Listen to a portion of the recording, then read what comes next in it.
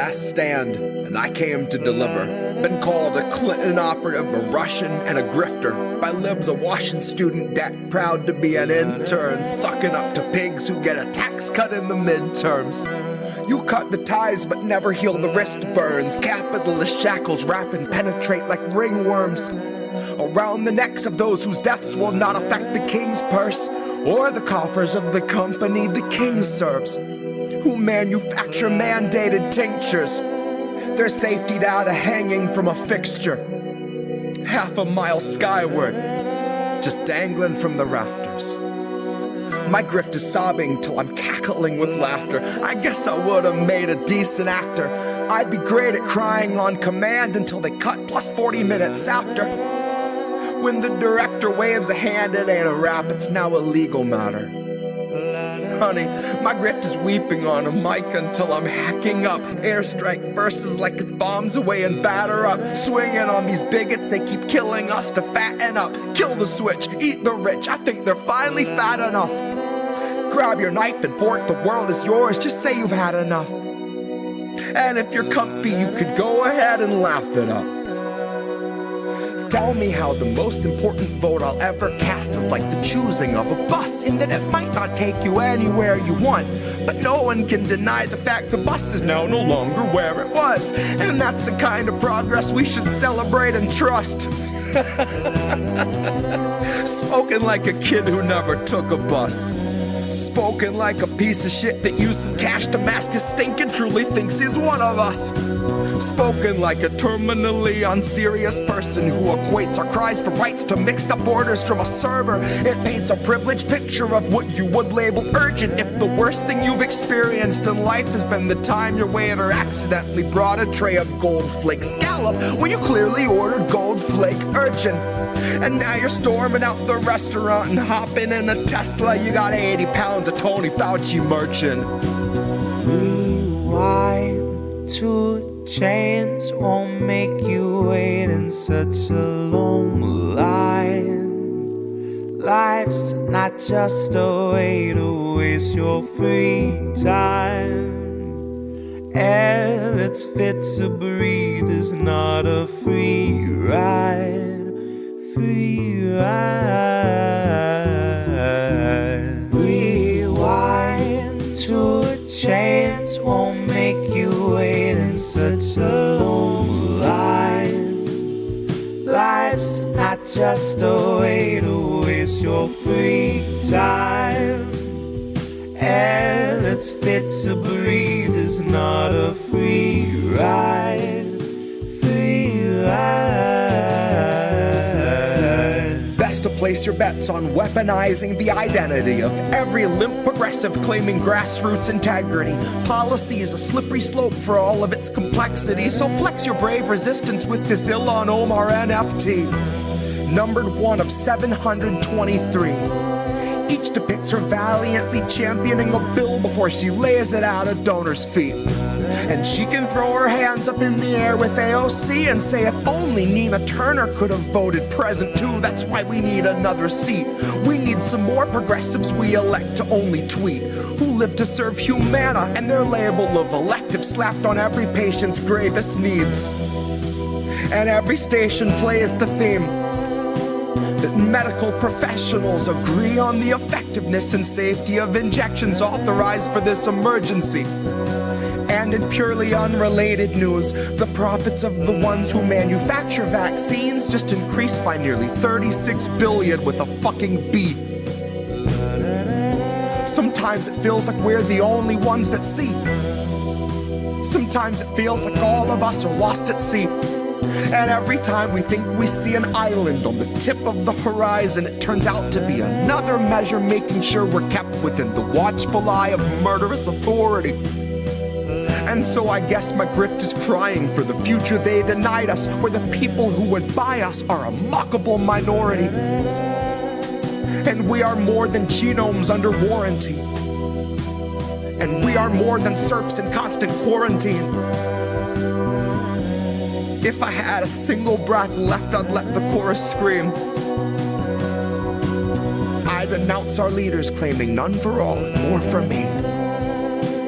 None for all and more for me. None for all and more for me. None for all and more for me. Rewind to a chance won't make you wait in such a long line. Life's not just a way to waste your free time. Air that's fit to breathe is not a free ride. Free ride. Rewind to a chance won't make you wait in such a long line. Life's not just a way to waste your free time. Air that's fit to breathe is not a free ride. Free ride.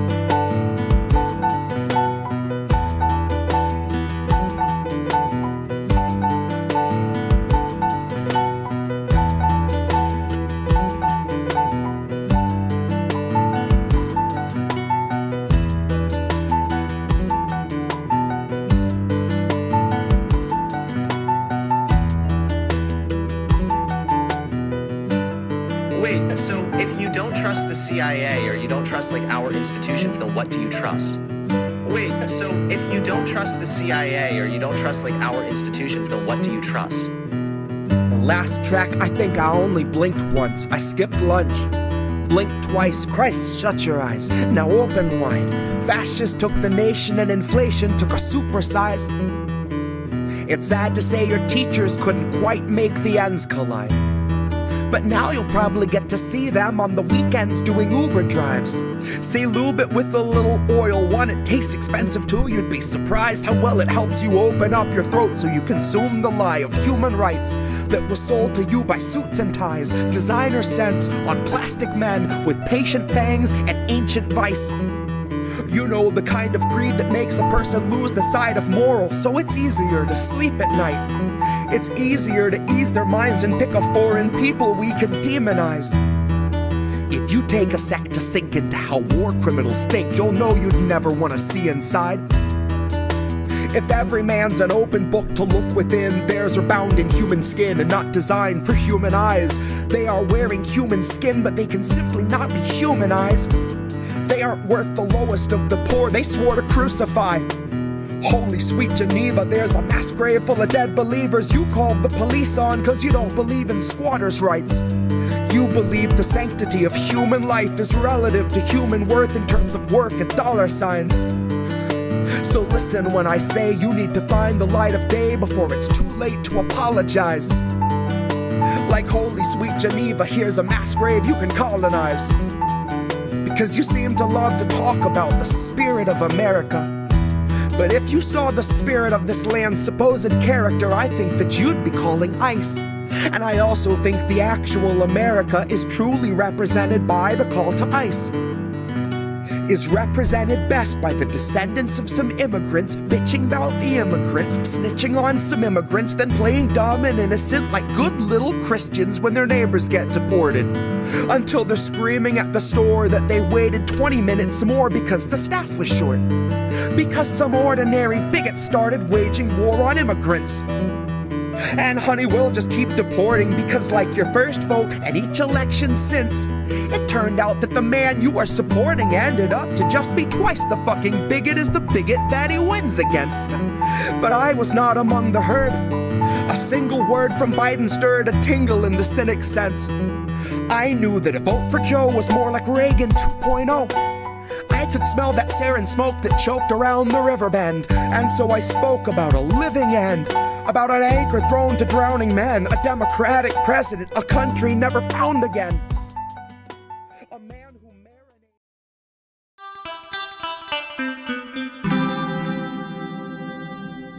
Who are these people?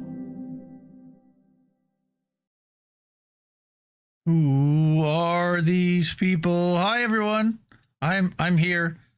We're doing this. We're live. It's Tuesday night, so we're here for Indie News Now Live. And that's what we're going to do tonight. I got a bunch of crazy stories. I mean, every week, I'm like, how are we going to find enough stories, enough good stuff to pull for a show? And somehow we figure out a way.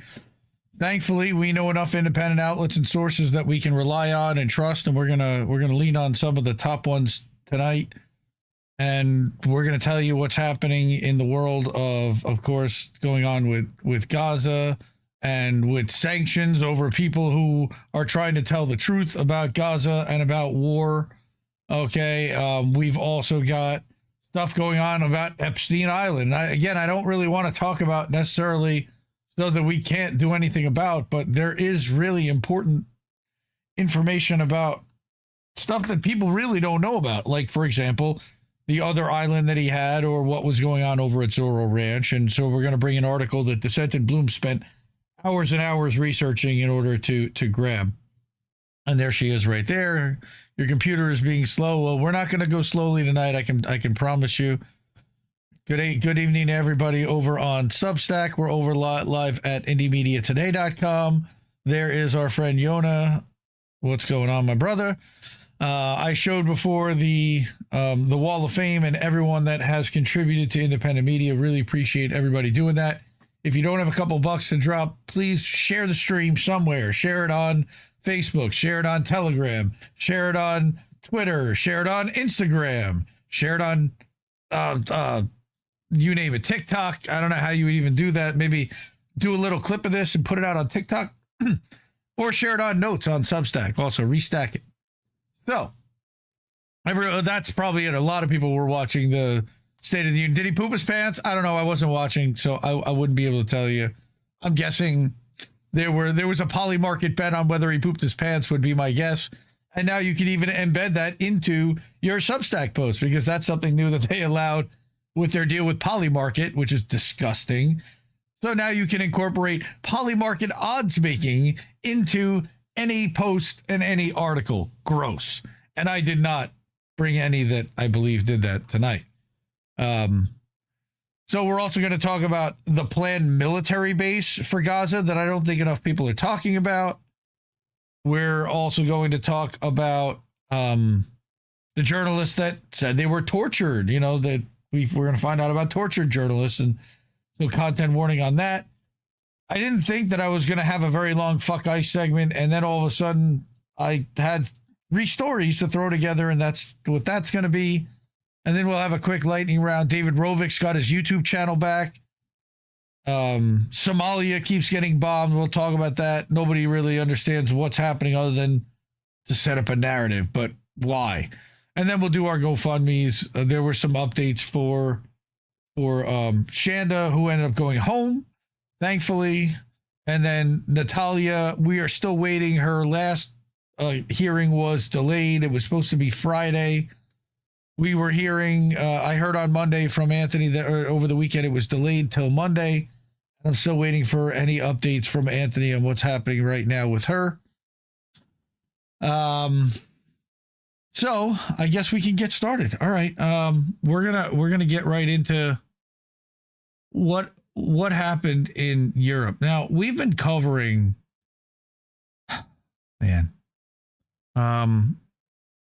we've been covering what's been happening, sanctioning journalists, and with Europe sanctioning just individual citizens for their speech.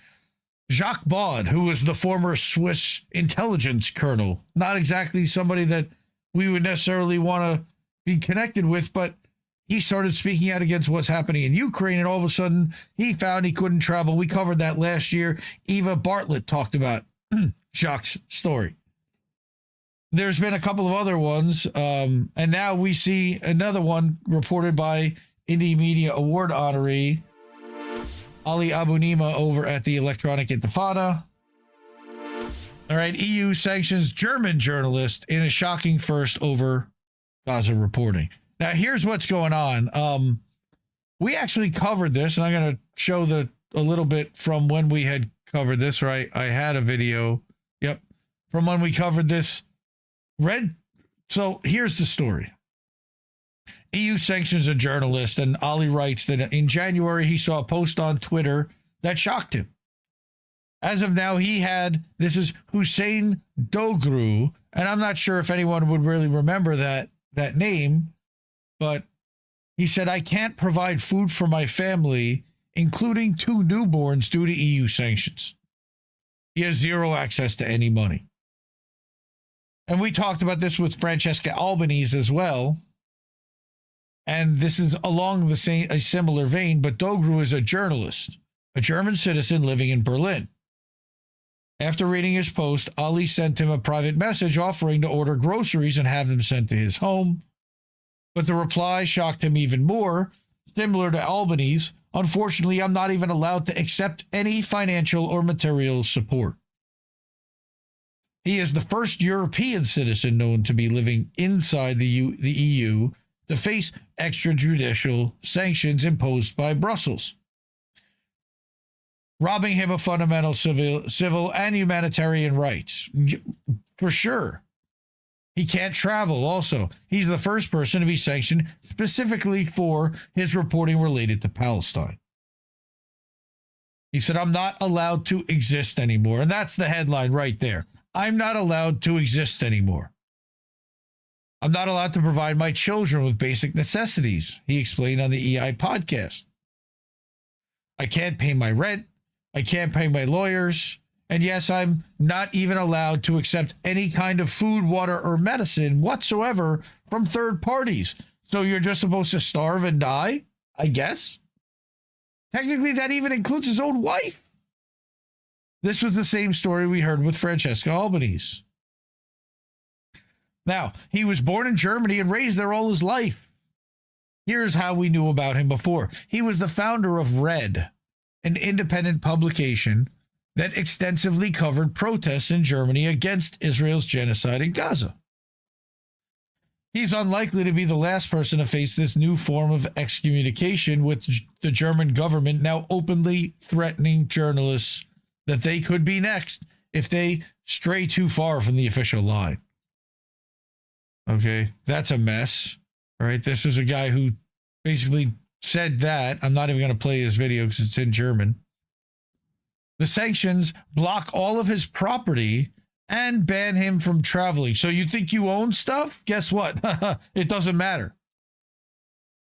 In theory, they allow him to withdraw $600 a month from his own account. But in practice, his bank has repeatedly even blocked that. Unreal. In any case, $600 doesn't go very far in an expensive city like Berlin, or even in an inexpensive city anywhere. Dogru and his family have had to cut back severely to try to survive. And he could face harsh punishment for accepting assistance from anyone. Up to 5 years in prison for anyone who violates the sanctions against him. So how could any of this be happening? In May of last year, the EU adopted its 17th package of sanctions supposedly targeting Russia. But of course, those sanctions and more that followed weren't just aimed at only Russian entities and individuals. Brussels also began targeting, apparently for the first time, EU and other European citizens. Now, Ali says what is particularly shocking is that these individuals were sanctioned simply for speech, journalism, or views disagreeing with the foreign policies of their governments, NATO, and the European Union. That's specifically about Jacques Bond. They include Xavier Moreau, a former French military officer and Moscow-based founder of Stratpol, which is a website critical of NATO and the French government. And of course, German citizens Alina Lipp and Thomas Roper sanctioned for their reporting from Russia. Again, these are people who specifically reported on or about Russia. And as I mentioned before, in December, the EU also sanctioned Jacques Baud, who was the Swiss Army colonel, an intel analyst, well known, all right, in independent media for analysis of NATO and Western strategy in the context of the war in Ukraine. But he's critical of it. So he lives in Brussels, but because of the sanctions, he can't travel back home to Switzerland, which isn't even a member of the EU, which is weird. So if he could get to Switzerland, I guess he would be safe. Technically, maybe. I don't know. According to Patrick Baab, not Baal, but Baab, who recently visited him in the Belgian capital, Baud survives off a few $100s he's allowed to withdraw from his bank account under sanctions, and the neighbors are cooking for him. Baud, like Dogru, is fighting back. As what else are you going to do? Just lay down and take it? Run away and leave everything you own and everything you worked for your entire life? Or stand there and fight? And yeah, you might lose it, but you're guaranteed to lose it if you leave. The EU has also sanctioned Natalie Yam, a Swiss Cameroonian and anti-colonial scholar. She's described the devastating impact of the sanctions, even though she doesn't live in or travel to Europe. She's unable to pay for rent or medicine and can't return to Switzerland again because the sanctions ban flying over EU territory. Literally, they're banned from going over the airspace of an EU territory. That's insane. And she, too, is fighting back in court. But we know how that's likely going to end up going. Right? As well as being the first EU sanctioned citizen to be sanctioned while living on EU territory, Dogru is unique in another precedent-setting manner because he was sanctioned under blanket accusations of supposedly spreading what the EU considers pro-Russian disinformation. But what is that? The only one to be sanctioned so far for reporting related to Palestine as well, particularly Israel's crimes in the context of the ongoing genocide, right? So here's Dogru saying, the EU Council rejected my lawyer's application to reconsider the sanctions imposed. The evidence is shocking and dangerous, which forces me now to publish the entire evidence used to sanction me. The EU forbids me from publishing their evidence dossier. And there's a long thread behind that. That was back in September. And we covered that his publication, Red, was also subjected to EU sanctions. Even though they were never funded by Russia, they never touched Russia, they never had anything to do with Russia.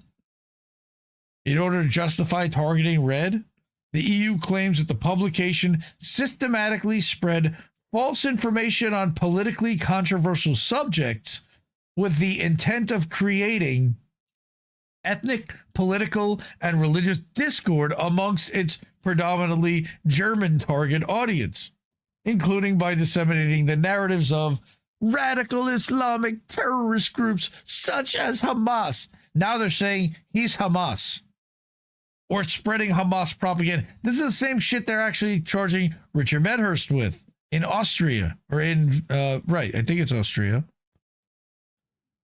It's not difficult to imagine how such a vague and broad claim, reminiscent of Israel's accusations that any critic is a Hamas supporter, could be used to muzzle any publication that debunks official narratives. Of course, that's the plan. The sanctions on Red proved to be unnecessary because it was effectively forced to close down before the measures even took effect.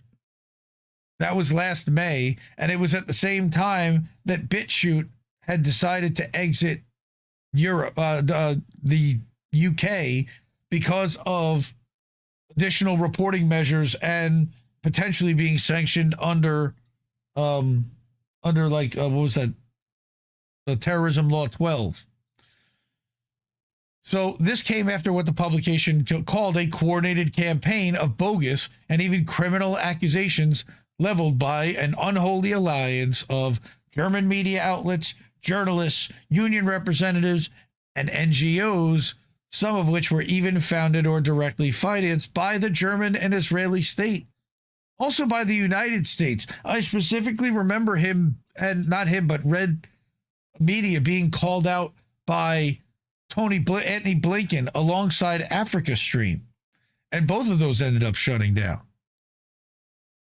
These personal sanctions are adopted by EU foreign ministers without any judicial process or opportunity for these targeted to defend themselves, and are binding on all member states. How is that? Unilateral sanctions against an individual with no defense or appeal? Or the appeal, again, they're not even allowed to be there. Their lawyer has to be there, apparently in order to deprive him of any legal rights that he would enjoy as an EU citizen. The EU sanctions decision identifies him only as a Turkish citizen, even though he is, in fact, only a German citizen and not a Turkish national. That's weird. Germany and the EU appear to be denying his German citizenship purely based on his ethnicity. Convenient for them, and a horrifying echo of how a past German government treated its Jewish citizens years before it decided to exterminate them. The message to millions of Europeans with ancestry in former European colonies could not be clearer. So they're basically erasing his entire German heritage because he's speaking out against Israel. They stripped him of his citizenship. All right? Even though he is a German citizen. And has that been announced? I don't know. It says they appear to be denying his citizenship. But I have not seen that. Although he's challenging the sanctions in EU courts, a lengthy and expensive process that could take years, offering him and his family no immediate relief. They just want them to starve and die. Join. It's like the Israelis are trying to extend Gaza to the journalists that fought on their behalf. Oh, you wanted to fight for them? Well, now you can actually live like we're treating them. No, we want you to stop treating them and everybody else like that, asshole. Not to treat everybody else like you treat them. Because it's not cool. Because it's disgraceful. Because it's against every law that we have in every other country. The fact that he hasn't been charged with any crime and hasn't been given any legal due process appears to be precisely the point of the sanctions. How do you appeal when you've never actually been charged? What are you appealing?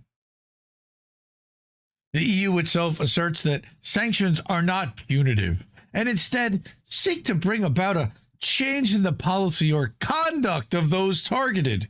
Behavior, yes, with a view to promoting the objectives of the EU's common foreign and security policy. You better not speak out against the one word of the government. Holy shit, you might as well just say it. Brussels also admits that by sanctioning people like Dogru for publishing news and opinions the EU would prefer to suppress, it is targeting them for non-illegal behavior. Well, who's going to stop them? In other words, the EU is depriving his young children of fundamental rights and needs until their father falls in line with its policies. A personalized version of Western sanctions wars waged on entire populations in Cuba, Venezuela, Gaza, Syria, Iraq, or Iran. Dogru, however, is adamant that this will not succeed, and I hope not. The only way to fight is to do exactly the opposite of what they want me to do. I'm never going to promote the European security and foreign policy, so therefore I'm going to fight that. Despite closure of Red, he still continues to speak out publicly on Twitter and on Instagram and on YouTube. He also still runs the Red Stream Net account on Twitter.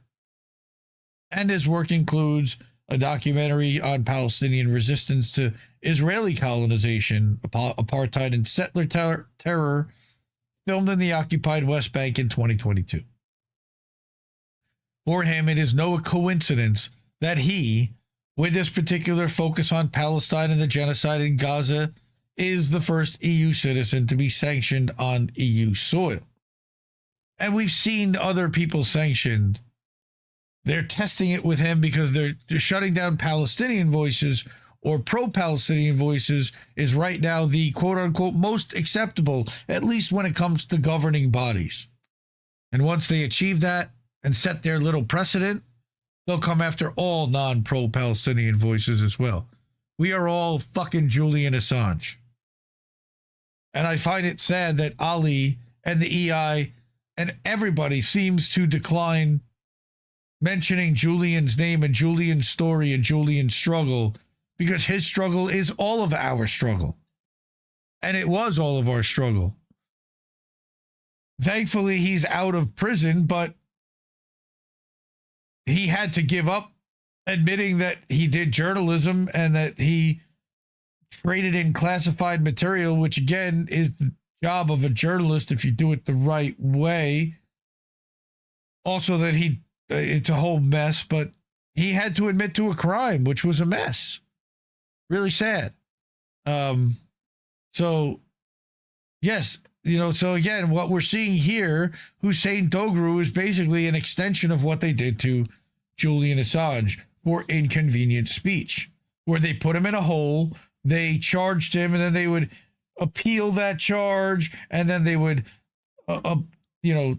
uphold the appeal, and there would be another appeal, and they would just drag it out while he suffered and his family suffered without him.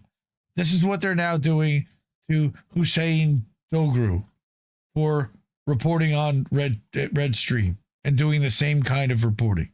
It really sucks. All right. Again, that Ali Abu Nima is a member of the 2024 class of Indie Media Award honorees. I have a page set up dedicated to Ali and his specific links: Blue Sky, Muckrack, Twitter, Instagram. So you can follow him there at indiemediaawards.substack.com. But also the Electronic Intifada is a class of 2024 outlet for independent media, because they have been doing independent journalism for years and do a phenomenal job of it. Do the best they can to get it right, to amplify Palestinian voices specifically. And I appreciate them for it. Again, Twitter, Blue Sky, all the different properties where they broadcast and where they share their content. We have Ali and we have Asa Winstanley, who's a contributor there. There's also Nora Barrows Friedman and John Elmer that run the podcast and the live stream. Great outlet, great people. Really appreciate the work that they put in and the time that they put in. Again, I wanted to mention for a second that back in, and let's see when this was, 8 months ago, June of 2025, we did a segment in the lightning round on How Did We Miss That? About Red Media closing. And I read the Dogru thread about what was happening and the letter that was published about why they were unable to continue. And again, notice that it's an Istanbul-based media which could no longer operate. All right, the current campaign against Red Media is a troubling strategy, and this was set up in May. So if you were paying attention, and hopefully you were, you would notice that now we're looking at 9 months later that now these guys are prosecuting the founder. The German government is now coming after the founder of Red Media personally to sanction him and make sure that he can't feed his family. Right? The campaign aims to intimidate, criminalize, and ultimately silence Red Media through lawsuits and media repression, with the calculation of forcing a criminal conviction through fabricated allegations and media pressure. So that's why he shut it down in the first place. But they didn't stop there. They continued to prosecute and persecute the group. Journalism isn't a crime, folks. Look at that right along the bottom. Hashtag journalism is not a crime. And we believe that. And we believe that the truth tellers, the people that have been trying to get the facts about what's actually happening out there correct and put that out for all to see, those are the ones that end up suffering. And it's a damn shame to do that. And we're going to continue to amplify their voices. Thank you, Talking Wombat over on Substack. I love Ali and his team. Great people. All right. No, the State of the Union. No, I'm not going to poop my pants. That only happens over in Trump world. Welcome to everybody over on Elena the Red. Zionism wants all opponents just to cease existing. Unfortunately, yes, and they're orchestrating narratives and figuring out ways to lock up dissidents, to tie them up in court, to cancel them from their jobs, from being able to publish by smearing them as anti-Semitic or using hate speech or domestic terrorism or any number of methods that we've seen employed. And this is what we're trying to warn everybody about in a way. But look, we can't stop speaking out. We can't let this stop us. If anything, we've got to have this empower us even more and embolden us, because hopefully they won't be able to stop us all. And that, I get that that's what the point of the surveillance state and mass surveillance and AI to a point will be listening for certain keywords or whatever it is. But we've got to figure out a way to stand up en masse, work together, and fight what's happening. Because there are journalists that are locked up right now in ICE detention facilities because of what they were reporting. There are journalists that can't travel right now, that are being hassled in airports whenever they go from country to country because of what they're reporting. Journalism is not a crime. Telling the truth and exposing the facts about inconvenient narratives to the powerful is not and should not be considered a crime. And as Yona put it, thought criming. Yes, brother. Thought criming is exactly what they're doing right now. All right. And so support independent media because we need it more than ever. The ways to do that are up there on that board. There's several different ways. If you want to leave tip immediately, the best way to do that is with Cash App or at ko-fi.com/IndieNewsNetwork. Cash App is $ Indie News Network, INDIE. PayPal.me/IndieNewsNetwork. If you want to subscribe monthly, you can do that at Patreon.com/IndieNewsNetwork. Then we've got INNnewsletter.com is a Substack newsletter I publish to weekly and have a couple of podcasts over there. And Indie Media Today is my podcast and my newsletter. That's where we're live right now for Indie News Now Live, and all the clips get published also as their own individual podcast and posts throughout the week. I also write original articles there. I share the weekly update from INN over to my Substack sometime throughout the weekend if I'm able to. So there's a reason to subscribe to both. And everybody up on that board already has supported financially somehow, and really appreciate everybody doing so. Also wanted to mention and give a plug that Indie News Now is also a website. You can go to IndieNewsNow.com. That is an aggregated website that pulls content from over 100 different sources, but also it streams live. It has links to all the podcasts from the network, and it also, you can get links, you get merch, and you can leave a tip using our direct Stripe link. Okay. Who are these people? Shane Muir, good to see you, sir. Live from down under. So now we've got people from all over the world watching, and that's freaking awesome. Over on Rumble over there. Okay, we're going to get into, I believe we're getting into our Fuck Israel segment. Am I right? Segment 2. Yeah, we're getting to Fuck Israel. That's what we're going to do. And it's not going to be a fun part. So trigger warning, if you're not down with the violence and what's happening there and it's going to get you really upset, this is the time you might want to take about a half-hour break, because we're going to get into some stuff right here. So, First of all, again, electronic intifada. But this time we're going to get a report from somebody on the ground, not rely on Ali Abu Nima in this case. Claire, how are you? Good to see you as well. Thanks for joining the stream live. Appreciate that. The strict and chaotic order of displacement.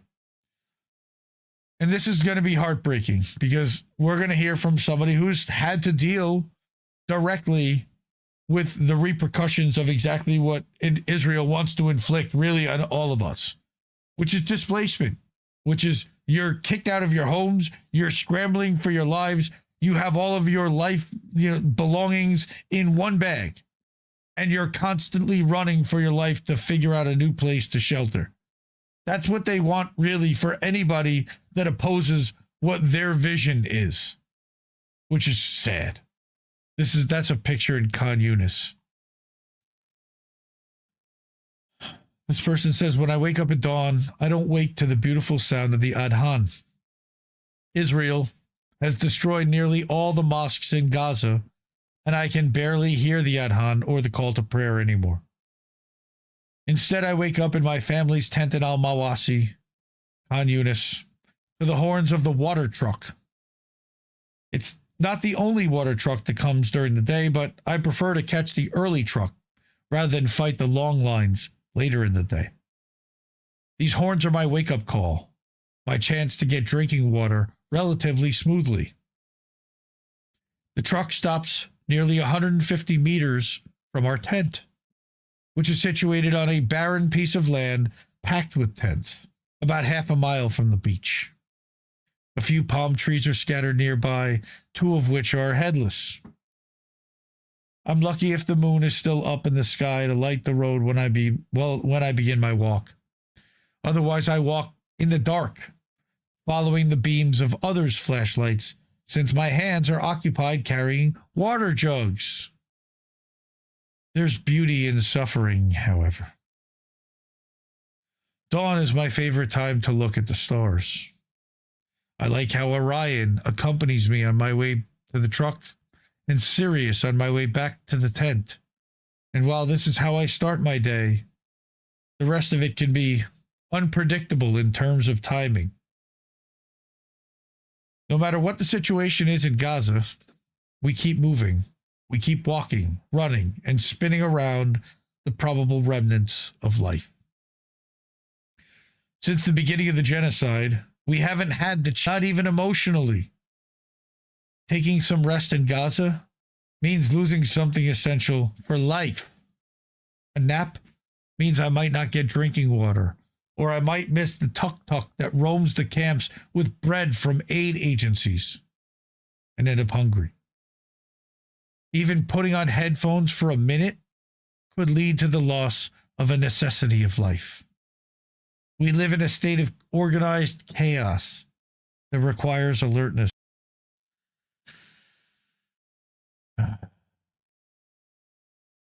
We're dropping streams. Okay. I guess we're back. I think we're back. I hope we're back. Hi, everybody. Funny that we're dropping streams right when I talk about displacement. Our stream just got displaced. My brothers, aged 18, all have been displaced from our home, which is now destroyed in Sheikh Nasser neighborhood east of Khan Yunis since May of 2025. Okay, our tent is about 4 by 5 meters. I think we're back. Wombat. Uh-oh is right. Yeah, or we dropped for a second there. I know. Go Start, how are you? Good to see you over on Rumble. I'm letting everybody get back on. I think they are. I'm going to continue this awful story, reading a Palestinian story about his life in displacement. To the east is Al-Aqsa roundabout, and to the north is An-Nus roundabout, about a 5-minute walk to either. My life as a displaced person follows its own strict, though chaotic order. It's an order and a routine that doesn't necessarily submit to time, because it may take forever. In Gaza, we don't follow the clock. We follow certain stages of the day: fetching fresh water, chopping wood, making fire, haggling with vendors in the market, filling the small tank with washing water and preparing something to eat. It's very much more communal and collective because it has to be. They have to do this to survive. While the beginning and end of his day remain routine, the chores in between are not. Some days he'll be working on his laptop, either tutoring in the sciences and Arabic or writing, and then he'll hear shouts outside the tent. The washing water is running through the pipes that run through the camp. I drop everything and run out to fill the tanks with water. Separate from the drinking water trucks is the water that's supplied to the camps for washing and other tasks. Remember, they have no plumbing. There's no electricity. They're like living in rubble. This water comes from a few groundwater wells in the area of Al-Mawasi that are still powered by solar panels because, again, there's no electricity. As long as they don't have electric plants, they have electricity through solar, through hydro. All right. As long as the sun is up, we'll get water. Yet even a few clouds or a dusty sky that blots out the sun, as is normal these days, will prevent the pumps from working. They need it working every minute it can. Aid organizations and other groups of people facilitate the pumping, and then the water is delivered via different taps and faucets. The water isn't pure, clean. It has a yellowish green color, but they have no other option but to use it for cleaning and washing. His mother and sister also drop whatever they're doing and rush to do the dishes or wash the clothes. Brothers will hurry to make a fire to warm the water. But to make fire, they need chopped wood, and for that, they need to borrow their neighbor's axe. And when it's not available, they put two big rocks on the ground and place the wood horizontally on them, and they then throw the rock on it to literally break the wood into pieces. They can't even get an X in there. This is what Israel is doing to people, trying to turn them back into the Stone Ages. Although cooking gas is now available in Gaza, we only get 8 kilos of it every couple of months. We rely on wood to save gas. It makes sense. After months and months of Israeli orchestrated famine, our energy is low, and we survived at times on crumbs. Disgraceful. There's more food on the markets these days, but not the fresh food we had before the genocide, and certainly not nutritious food. Sodas, chocolates, and snacks can be found on shelves, but fresh vegetables are rare. A large amount of the food is frozen, and they're not accustomed to frozen chicken and meat. Also, they have nowhere to keep it frozen. Before, they had vegetables from their own farms in Gaza, not imported vegetables, even though there is food in the markets. It doesn't taste like the food they used to eat. By the time Ramadan began a few days ago, Ramadan Kareem, okay, we were fully prepared to fast as we have accumulated much experience being hungry. Our energy will go to praying and worshiping over the next few weeks. I often get phone calls from my uncle during the day while working, telling me about a sale on sugar or oil or frozen chicken. And I stop working and head to the market. It's not that I'm cheap, but my family spent nearly all our savings during the famine, and we have to save all we have. My mother sold her wedding bracelet and one of her rings to buy us flour. It's heartbreaking. We try to keep a stockpile of food supplies on hand for the inevitable Israeli restrictions on food imports that could be imposed on us at any moment, or the bombings that they're planning on doing again, starting in March. We always fear and worry about living through famine again. It was the worst phase of the genocide, and the ghosts of those days still hover in our minds. I mean, people are permanently traumatized. There is always work to be done, and my brothers and I split up the tasks. At times, one will stop studying to fix the bathroom. Another will dig a hole in the ground to drain the dirty water and then bury the filled one. That's the bathroom. Sometimes I'll do repairs on the tent, like fixing the wooden frame that gets pushed inward from the many children playing near it. Overall, we always need to keep the tent ready for anything or any weather. Sea weather can be surprising. Something always comes up to change the course of my day. That's why I don't really plan out a routine, because the best laid plans of mice and men, as they say. I just try to be at a precise spot when the probability of having a quality of life suddenly emerges. We need to be prepared all the time to be everywhere, all at once. Because we don't know when that opportunity will come.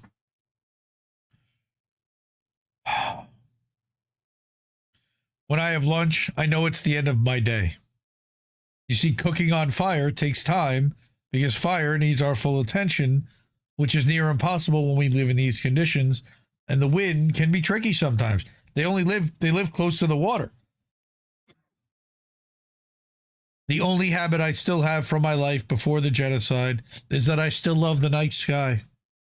It's the only thing that Israel could not reach and ruin. They're certainly going to try. Watch. Maybe the only benefit I get from not having electricity for more than 2 years is that there is less light pollution. The stars look clearer to my naked eye now, and I love looking at the stars. I look at the stars when I'm angry at everything, when I'm bored of everything, when I'm tired of everything, when I just can't take it anymore.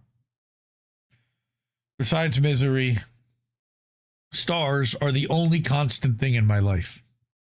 I go to sleep because I know that even if I'm starting my new day with the same hard work, I will still have the chance to look at the stars again.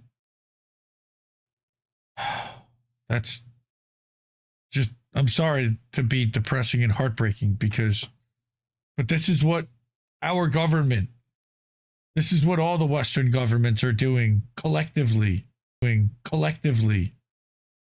to everybody. What a disgrace. Fuck Israel. Next, we move on to another Indie Media Award honoree, Kevin Gosztola, from his publication, The Dissenter. Originally, he did it under Shadowproof and then No Proof, and Kevin started his own newsletter over on Ghost, The Dissenter. He also is on Substack. He wrote this article, and he's reporting on 59 Palestinian journalists that shared their stories of torture and abuse at the hands of the IDF. So this is a screenshot from a CNN report on Statehamen. All right, fair use as it's included for the purpose of news and commentary. Now, I'm going to read this real quick. A report from the CPJ features testimonies from Palestinian journalists who were detained and tortured by Israeli security forces. Israeli forces detained, quote, at least 94 Palestinian journalists and one media worker in that period, 32 journalists and one media worker from Gaza, 60 from the West Bank, and 2 in Israel. 30 remain in custody still as of February 19th this year. Their 2025 prison census found that Israel had been listed as a top jailer of journalists since the 2023. They're also the top murderer of journalists since 2023. The figure of 94 journalists is lower than the number shared by the Palestinian Journalists Syndicate, which previously reported that 153 journalists were detained between October 2023 and October 2025. Crucially, the Press Freedom Organization collected 59 interviews with journalists, and there's a link to them here, a full PDF, that were subject to torture, abuse, and other forms of violence since the Israeli military carried out a genocide against Gaza beginning on October 8th, 2023. It didn't begin on October 7th, we know, but that was when this genocide really began. CPJ Regional Director Sarah Kuda said that the report exposes a deliberate strategy to intimidate and silence journalists and destroy their ability to bear witness. Sound familiar? Getting back to the story I spoke about before with the Red Stream guy who's now being sanctioned to the point that he can't feed his twins? The continued silence from the international community only enables this. 10 journalists requested anonymity. Totally understand as I'm speaking anonymously here, alleging explicit threats of rearrest or death from Israeli interrogators and prison service officials if they spoke publicly. These threats appear in 31 of the individual testimonies and have driven many journalists away from their work. Several journalists described torture that they survived at State Haven, a military detention camp that was the focus of widespread media attention in 2024 after Israeli whistleblowers at the camp spoke to CNN. Right at the time, Israeli journalist Guy Peleg reported on the torture, which included sexual assaults, and he subsequently faced threats of imprisonment. And that was sexual assaults against men and women, by the way. We returned from hell, one journalist said, using the term other detainees used for a section at State Haven. They literally call a section hell. And I remember they brought the flotilla people there too. Gaza photojournalist Shadi Abu Sido told CPJ that he was shackled, blindfolded, and forced through a corridor of soldiers who beat him with batons and kicks. He later learned that he had a broken rib. Another journalist, Osama al-Sayed, and I think we read this one before, and again, trigger warning, said that he and other detainees were stripped naked and attacked by trained dogs in State Haven. He described the incident as rape, adding that the soldiers laughed while filming the assault, that they trained the dogs to rape the human beings. Also at State Haven, journalists were subjected to prolonged exposure to high-volume sound, including continuous amplified music, resulting in both sleep deprivation and sensory disorientation. They used round-the-clock dog barking to torment detainees and torture them. But most moral army in the world, right, folks? The New York Times previously reported that detainees at State Haven were classified as unlawful combatants under legislation that the Israeli government adopted. Because they decided to, because they fucking made it up. Fuck Israel. A person could be detained for 75 days, quote, without judicial permission and denied access to a lawyer for up to 90. Their location could be hidden from rights groups like the International Red Cross. The two Palestinian journalists that CPJ spoke to reported that they were sexually assaulted. Freelance journalist Sami al-Sa'i described how he was taken to a small cell in Megiddo prison and soldiers removed his trousers and underwear and penetrated him with batons and other objects. In total, according to the report, CPJ documented 17 journalist testimonies involving sexual violence and 19 more describing humiliating strip searches. They did that to Greta. The alleged acts included assaults on the journalist's genitals, attempted forced penetration with objects, forced nudity in recording, threats of rape, and other methods of sexualized coercion. Again, permanently traumatizing these people. And other because this is what you do to people when you are in the right and when you've done the right thing, right? To stop them from speaking out against what you're doing when you're right, right? Of course not. This is disgraceful. At other detention facilities, 11 journalists said Israeli soldiers subjected to them to strapato or ghost hanging. They were hung, suspended by their arms, bound by the back, then pulled upwards, or in some cases, oh my God, they were made to kneel or lay face forward for hours, as well as restrained under rain or direct sun and sewage water.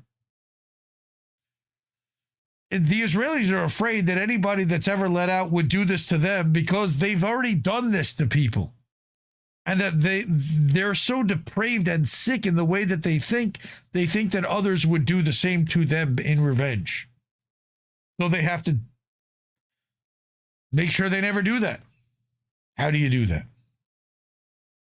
Starvation, which the Israeli military has of course used as a method of warfare against Gaza, was inflicted upon detained journalists as well.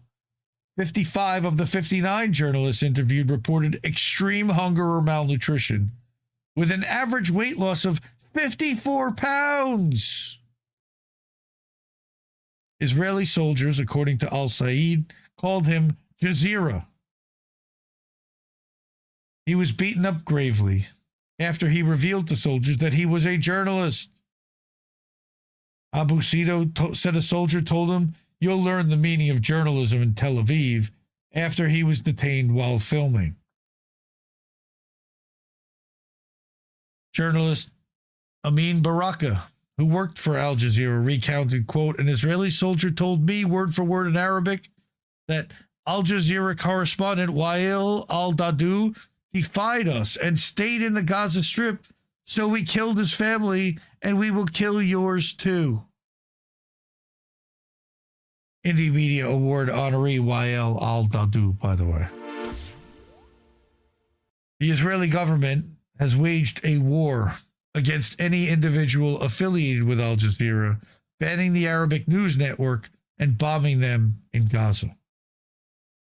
In 2025, Reporters Without Borders found that the Israeli military was responsible for nearly half all journalist deaths worldwide.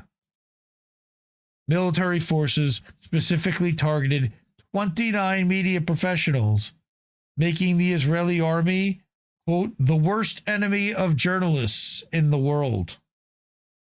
Of the truth, yes. As of CPJ's report, at least 30 Palestinian journalists remain in Israeli detention, continuously being tortured, starved. 25 of them have not been charged with any offenses because nobody's stopping Israel from doing it and nobody's forcing them to charge anybody with anything. And it's just freaking heartbreaking, man. All right. Again, that's our friend Kevin Gostola.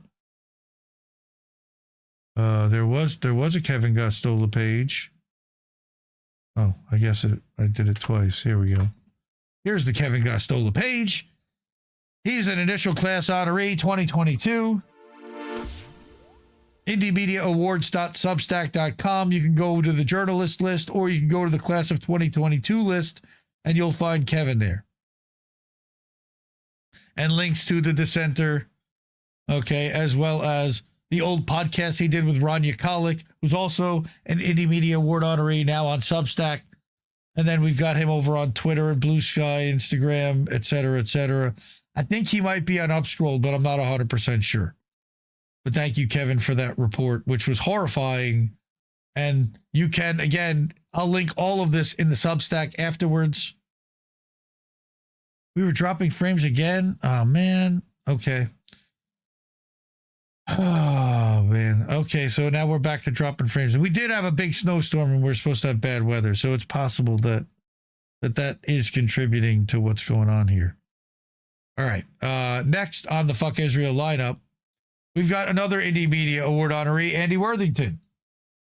Andy originally popped on our radar because of the closed Guantanamo work that he'd done in leading the charge and being one of the leading protesters in the UK about closing the Guantanamo Bay prison and freeing the people that are there still.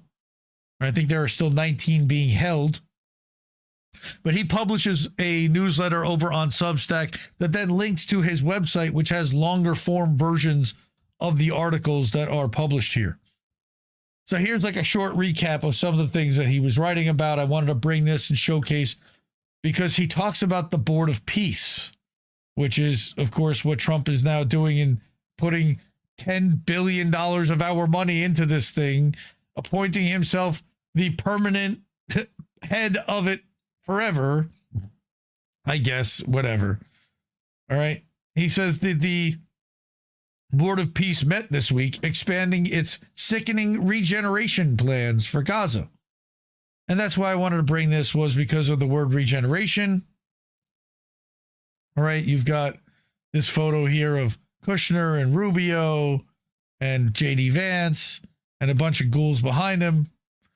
All right. And those are some of the other images in the article. So that's a screenshot from a video of the first meeting of the Board of Peace, dominated in the front row by Trump and his close associates. He said, my new article on my website, Trump's Board of Peace meets, promotes its dystopian vision for Gaza's regeneration as Hamas's disarmament still eludes everyone. Okay, I hope you'll have the time to read that, is my detailed report about the inaugural meeting of that Board of Peace in D.C. last week, the day after Ramadan began, when Palestinians of the Gaza Strip sought to bring their devastated homeland back to joyful life with lanterns, lights, and celebrations.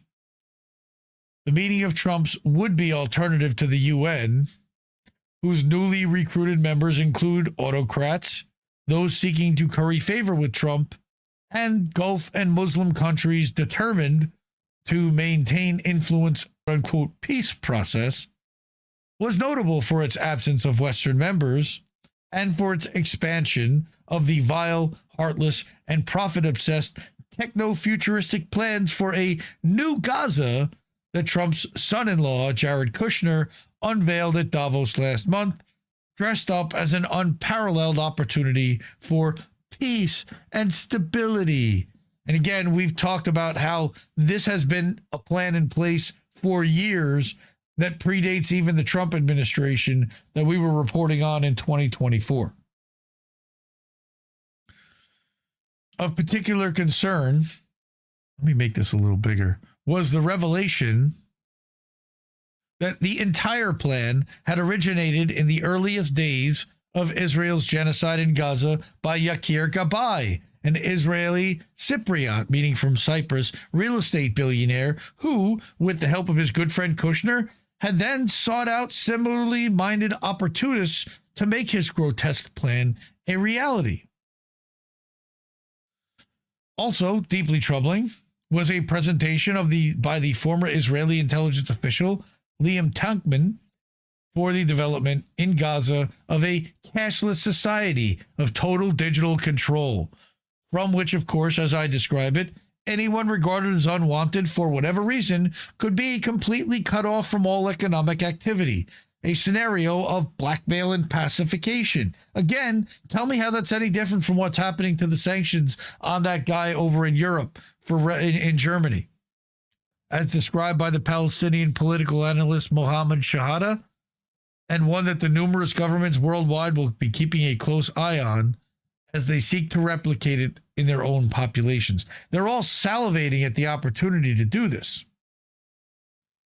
While Israel's voracious hunger to resume its genocide is still largely being kept at bay, it continues to push against the rosy visions of the billionaire developers. But all their hopes require the disarmament of Hamas and other Palestinian factions, which Israel has failed to achieve and which Hamas itself has wisely refused to contemplate, offering only to hand over political control and its weapons to a Palestinian body empowered to establish autonomy. In other words, the Palestinian Technocratic Committee that is part of the peace process, but which everyone involved wants to keep sidelined. All right. As I explained, however, no other solution can bring the peace that all parties claim to want, and any alternative course of action will only expose the truth behind their masks. On the one hand, on Israel's part, the most grotesque enthusiasm for genocide that any of us have seen in our lifetimes. And on the other, the repulsive greed of the Western investors who only ever see the world through the prism of dollar signs. That is fucking poetry right there. AndyWorthington.substack.com. That's where I'm finding all of this. So he puts out something on Francesca Albanese and the Epstein files. which I also wanted to comment on because we're also going to get into Epstein in a bit.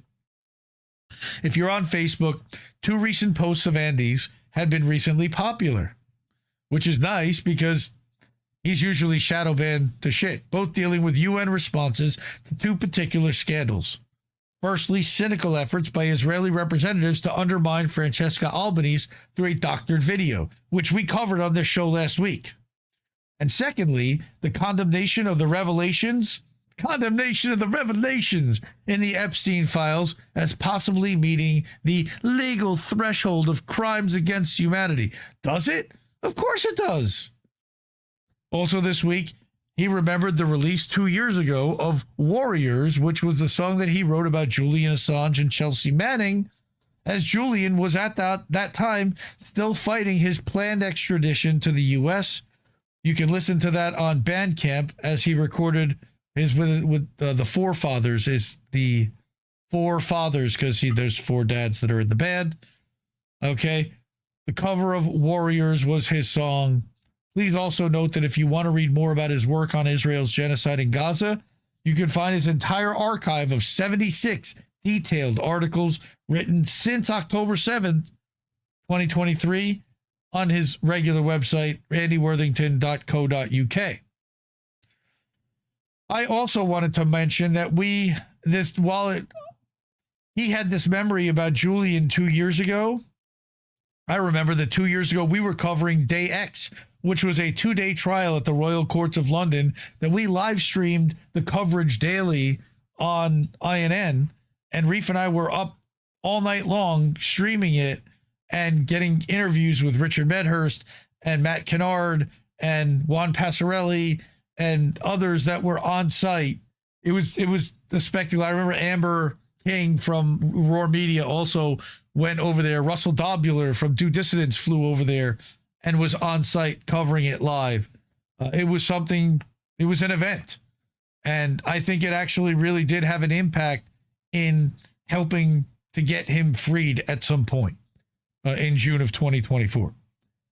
So Andy also recently marked his first anniversary on Substack. So please subscribe for just $8 a month or $80 a year, $2 a week. You could also make a one-off donation on PayPal or Stripe there. He just established a donation page. Support independent media. I'm a massive fan of Andy Worthington. Again, these are the kind of people that don't get the kind of recognition that they absolutely should, which is why Andy is an Indie Media Award honoree from class of 2024. Okay? Author of the Guantanamo Files, freelance investigative journalist, the best of us, Andy, out there protesting in the rain, fighting for the Guantanamo 19 still. CloseGuantanamo.org is one of his websites. Also at andyworthington.co.uk, which I'll have to add to this webpage. All right, but I originally put him on here for his work with Close Guantanamo, and he was nominated in 2024. And we're honored that, he shares our stuff and that we even made a connection with him. I think that's incredibly cool, and everyone should follow him at Andy Worthington over on Twitter. I don't think he's there much. He's mostly over on Substack and over on Facebook. So go follow him over on Facebook. Got a couple more in our Fuck Israel segment, unfortunately. This one is really fuck the United States. All right, I'm going to Indie Media Award honoree Dave DeCamp over at antiwar.com. And we're going to have to hit it one more time. Again, we're going to the best of the best here. These are vetted outlets and vetted journalists that over time have proven themselves to be most on point frequently. Dave DeCamp reports earlier this week on February 19th, 5 days ago, the U.S. plans to build a 5,000-person military base in Gaza for an international force. Did you know about this? Had you heard about this? I hadn't. The Trump admin is planning to build a 5,000-person military base inside Gaza, Guardian reported on Thursday, citing contracting records from the so-called Board of Peace. The report said that the base would take up more than 350 acres of land in southern Gaza.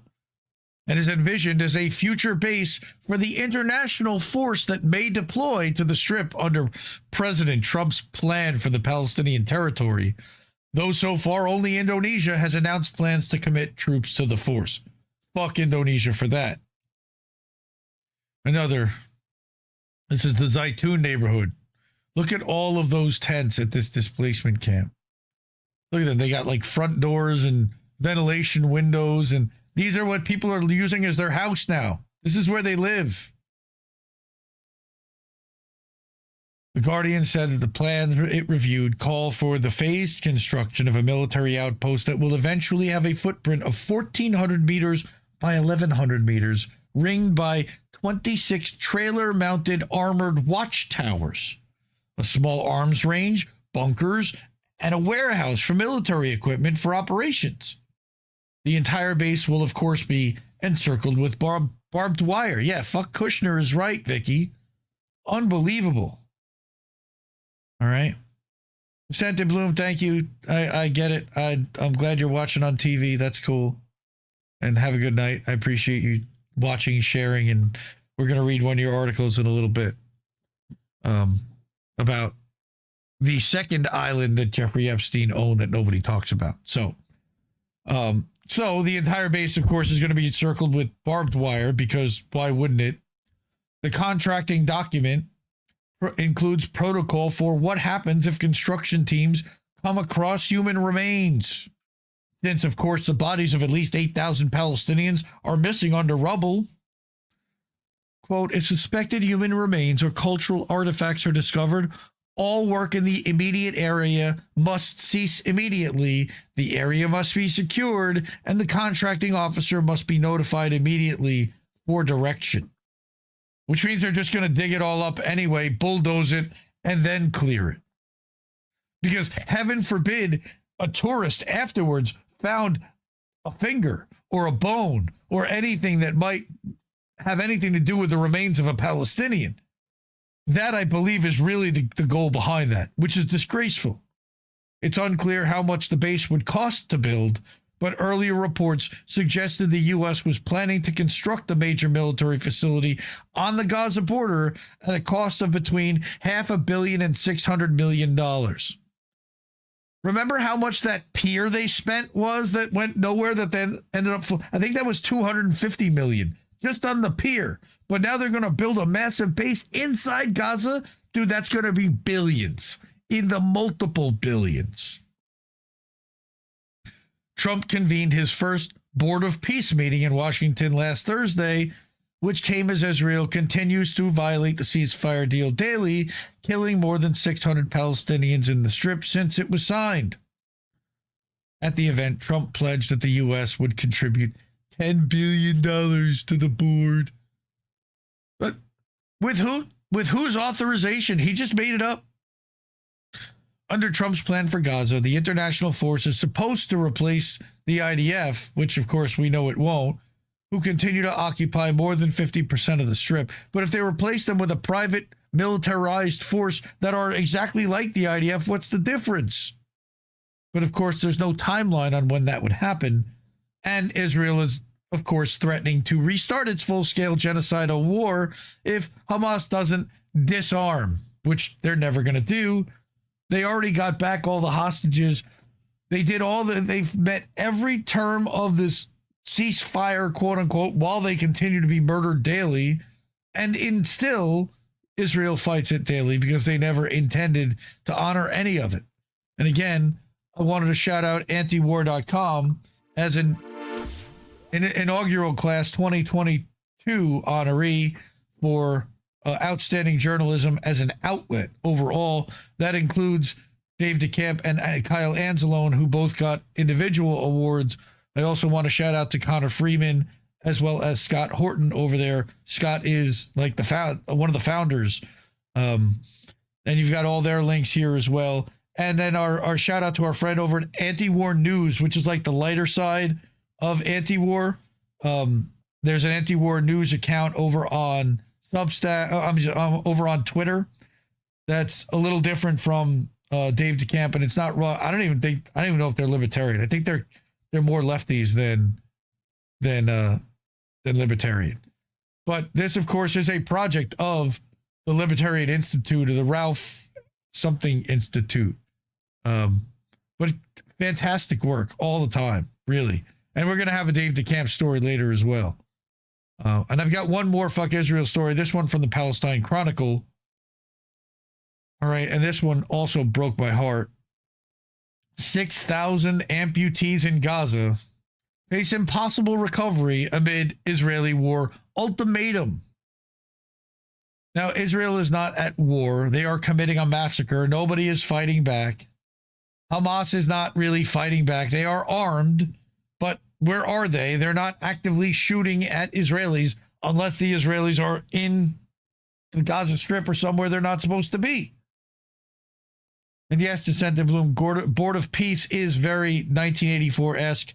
Sometimes I feel like someone in the Trump regime read Orwell as a blueprint. That's right. All right. And Ghost Art saying Trump privatized genocide. How's that for your State of the Onion? Yep. Shane Muir, didn't these people watch the Poltergeist movie? Any building will be a ghost hangout. Potentially. Maybe. Colonialism as always. I'm sorry. Yes, that's terrible, Vicky. Cowboy Kitty, I'd like to know, please give me an update on what happened Monday if you're there and you can share an update for me so I can share that later on. Okay. Now, on top of this, like I said, Palestine Chronicle staff, 6,000 amputees, thousands permanently wounded, struggle to survive as Israel threatens renewed war unless Palestinian resistance disarms in 60 days. So just stand there while we shoot you the entire time without any defense whatsoever, even though it's been declared by the United Nations that armed resistance to an occupation is legal and justified. As we have the shirt at the shop and the merch store to prove when a people are occupied, resistance is justified. Around 6,000 Palestinians in Gaza live with amputations, a quarter of them children. That's 1,500 to do the math. I think there's even more than that. Testimonies describe lifelong physical pain, trauma, and social isolation under siege conditions. And we read what it was like under displacement from the person who reported it earlier.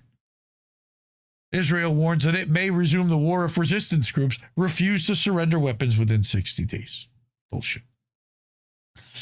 Inside a Gaza hospital ward, Saida al-Baba watches her son Rajab relearn how to exist in a body reshaped by war. His fear began with the sound of bombing, but his life changed forever. And are we back? Are we back? Let's see if we're back. Please let us be back. Come on, let's be back. Bring us back. Let's get back. Hopefully we're back. The attack killed relatives and buried him beneath rubble. Doctors amputated his right leg. They treated a skull fracture and removed shrapnel from the other limb.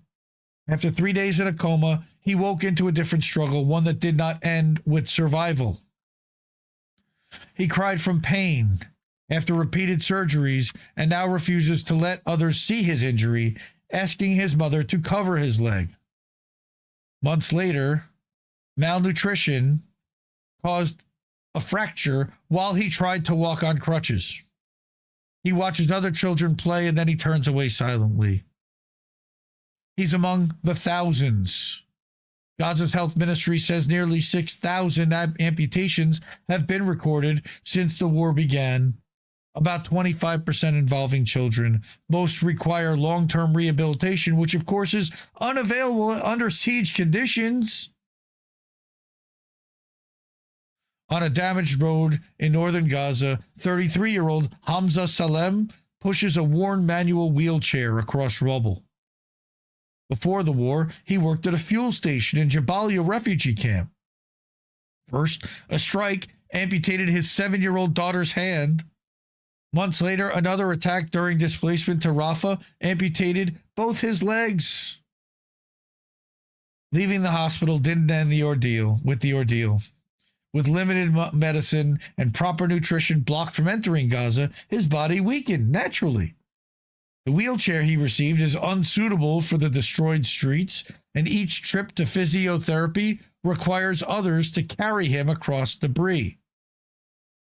I cannot move alone, he explains, describing a life measured in obstacles rather than distance. Health officials warn that the crisis extends beyond physical injury. Families face long-term psychological, social, and economic pressure when specialized care and prosthetics remain scarce. Authorities have urged international organizations to intervene urgently to provide rehab services and support. But, of course, we know that Doctors Without Borders and other relief aid organizations have been prevented from entering the Strip or on a very limited basis. As Gaza struggles to cope with the human consequences of the massacre, Israeli officials warned the genocidal military campaign could resume. Again, Israel announced a 60-day ultimatum demanding that Hamas surrender all weapons, saying that failure to comply would lead to renewed bombing. The timeline may begin around the upcoming political meetings linked to the proposed international framework for Gaza's future governance. Palestinian factions reject the demand, saying that their arms are tied to resisting occupation rather than internal governance arrangements. The warning comes despite an existing ceasefire that ended the 2-year assault, which killed, of course, more than 72,000 Palestinians. And even the Israelis are accepting that number now, which we know is a gross undercount, and injured over 171,000 more, according to Gaza authorities. We know at least 8,000 are still missing or buried under rubble. Since the truce began, I can't believe they even used that word, alleged ceasefire, more like it, hundreds more Palestinians have been killed in continued violations. At least they announced that, but calling it a truce is a disgrace in itself. All right. And then for Gaza's amputees, the threat carries a clear meaning.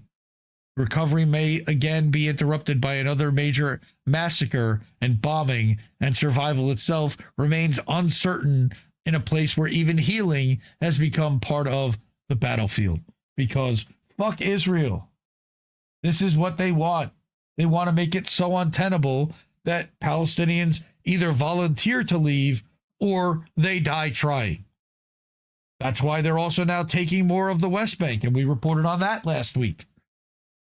This is extermination, and I don't care what anybody wants to call it. That is what the goal in the end game is here. Man, this is frustrating with the drop streams and the dropped frames. Thank you everybody for hanging with us while we're still here. Clearly, YouTube does not like us saying fuck Israel, because I just got another report that we lost another stream. What the hell, man? We're going to have to cobble this one together. All right, well, support independent media because we need it more than ever. Even my cable company or YouTube or somebody does not want this stream going out. The ways that you can support our Cash App, $, Indie News Network with the Cash App on your phone. ko-fi.com, that's ko-fi.com/Indie News Network. PayPal.me/Indie News Network. Do that as friends and family. Patreon.com/Indie News Network is a monthly subscription, as is IndieMediaToday.com or INNNewsletter.com. You can give a one-time tip over at IndieNewsNow.com. Okay, and then also you can subscribe on Rumble to the channel. That little red subscribe button, or to gift a subscription.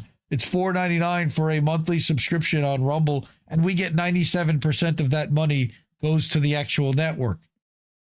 You could leave a super chat if you want to on YouTube. I appreciate any way that you want to help. The super chats, YouTube, of course, takes 30% of. If you leave a Rumble rant, Rumble takes 50%, and then we have to pay a processing fee on top of that. So I'm just letting you know how this all goes down for us. We'd like more money to be in our pocket of what you give us than less. So thank you to everybody who supports our channel and supports independent media and helps us operate and keep doing what we're doing. And we're going to keep doing this. So thank you again. All right. I've got a video first. And this is our Descent in Bloom segment here. She did some amazing work the last couple of weeks. Definitely go subscribe to her Substack, descentandbloom.substack.com. Just crossed 18,000 subscribers. She did some research about Epstein and Zoro Ranch, which I definitely want you to read, but I'm not going to talk about the Zoro Ranch story tonight. I'm going to show it a little bit, but she wrote another article about Great St. James, which everybody kind of is familiar with Little St. James, which is the island, you know, the Lolita Express that he flew to. Epstein Island is what they call it, right? But he actually owned a second island, and that's what she's going to talk about here, and then we will get to the article she wrote that accompanies this. So let's start with her video. Did you know that Epstein had another island located right next to his first one? He bought it in 2016 for $22.5 million, 3 years before he died. Now, like most of his properties, this island was bought through a shell corporation, but this time it was because the residents of the island had begged the owners not to sell it to Epstein because they'd heard rumors of his illicit, to put it lightly, activities. Now, in order to conceal his identity, he had made Sultan Ahmed bin Sulayem the beneficial owner against his will. Now, if you've read anything in the Epstein files, you know that this individual has been listed multiple times doing multiple abhorrent things to babies, people, just saying some of the most disgusting things I've ever read. It's only part of the island. He bought the rest through another LLC of his because that's what he liked to do. He liked to make shell corporations to buy things so that they wouldn't be directly linked to his name. Now, he was building a compound on this island, which is exactly what he had done with Zoro Ranch in New Mexico. The Daily News reported that they had planned to build a barge dock, 2 homes, cottages, an amphitheater, gardens, an underwater office and pool, storage building, security building, work shed, machine shop, solar array and generator, a marine electric cable. Like, he was planning a full-on compound where nothing could be accessed or really just super isolated, which makes sense when you think back to what happened with Zoro Ranch, where it is also alleged that there were 6 underground floors. This was the place that Epstein planned to have 20 women at a time to have his babies and pass on his superior genes because Epstein was obsessed with eugenics. Now, Little St. James and Great St. James were purchased by a billionaire named Stephen Deckoff. He bought both of the islands for $60 million, and he's planning on turning them into a luxury resort. Although major construction has not yet been reported. Someone needs to look into Stephen Deckoff. It'll probably be me. Yeah, she probably will. And I feel badly for Stephen Deckoff when she decides to do that. Again, descentandbloom.substack.com. We're going to read the article that she wrote about the other island. And this is crazy stuff. Everything you didn't know about Epstein's other island. An EPA visit, a rewritten will, a probate filing processed alongside his death. Great St. James might be one of the most overlooked pieces of the Epstein story. So she starts by saying that Jeffrey Epstein built his life around being unseen. Over the years, he acquired multiple remote properties, each more isolated than the last. Zoro Ranch sat on 10,000 acres, which again is 15 square miles of New Mexico desert. That's massive. Zoro was where Epstein planned to impregnate, as she said, 20 women at a time. And there's a link about that at Remove Paywalls from the New York Times. Little St. James was an island approachable only by boat or by air. Both allegedly had tunnels. Secret tunnel. Yeah, we've heard about tunnels before. The FBI never investigated Zoro Ranch, despite testimony from Annie Farmer, I thought it was Maria Farmer, and the FBI being given tips about buried bodies there. In the latest files drop, victims described being taken underground and abused on Little St. James, and emails with Jardian Design Group, a Virgin Islands construction firm, reference tunnels. And then you have Epstein files from the Justice Department there for more mentions of tunnels. Then, like she said, there's Great St. James, the property nobody mentions. Nobody wants to talk about the second island. Great Little St. James is the one that everyone knows, the one everyone that ends careers and fills hearing rooms. But Great St. James barely registers, and that needs to change. See, in her research, she found that the EPA had visited Great St. James less than 2 weeks before Epstein died. The only federal agency to ever go there. So while he was locked up, they sent people there. Who spent the money to do that? The Biden administration? This was likely one of the final dominoes to fall before they'd announced to the world that Jeffrey Epstein had turned up dead in his jail cell with the official camera footage cut and the guards that were supposed to be watching dead. It was a sign that the government was closing in on Epstein and he was worth more gone. And again, this is Great St. James.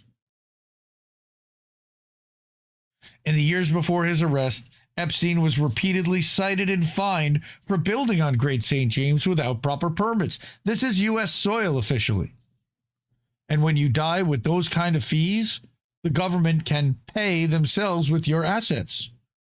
A $20 million island can auction off for much less than the court decides who in your family gets the rest.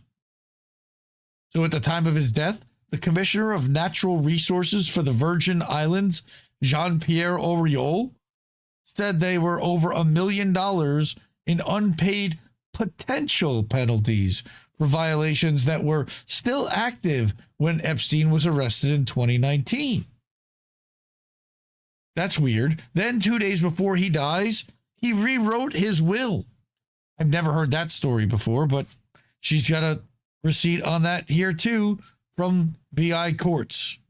Okay, from the Virgin Island courts.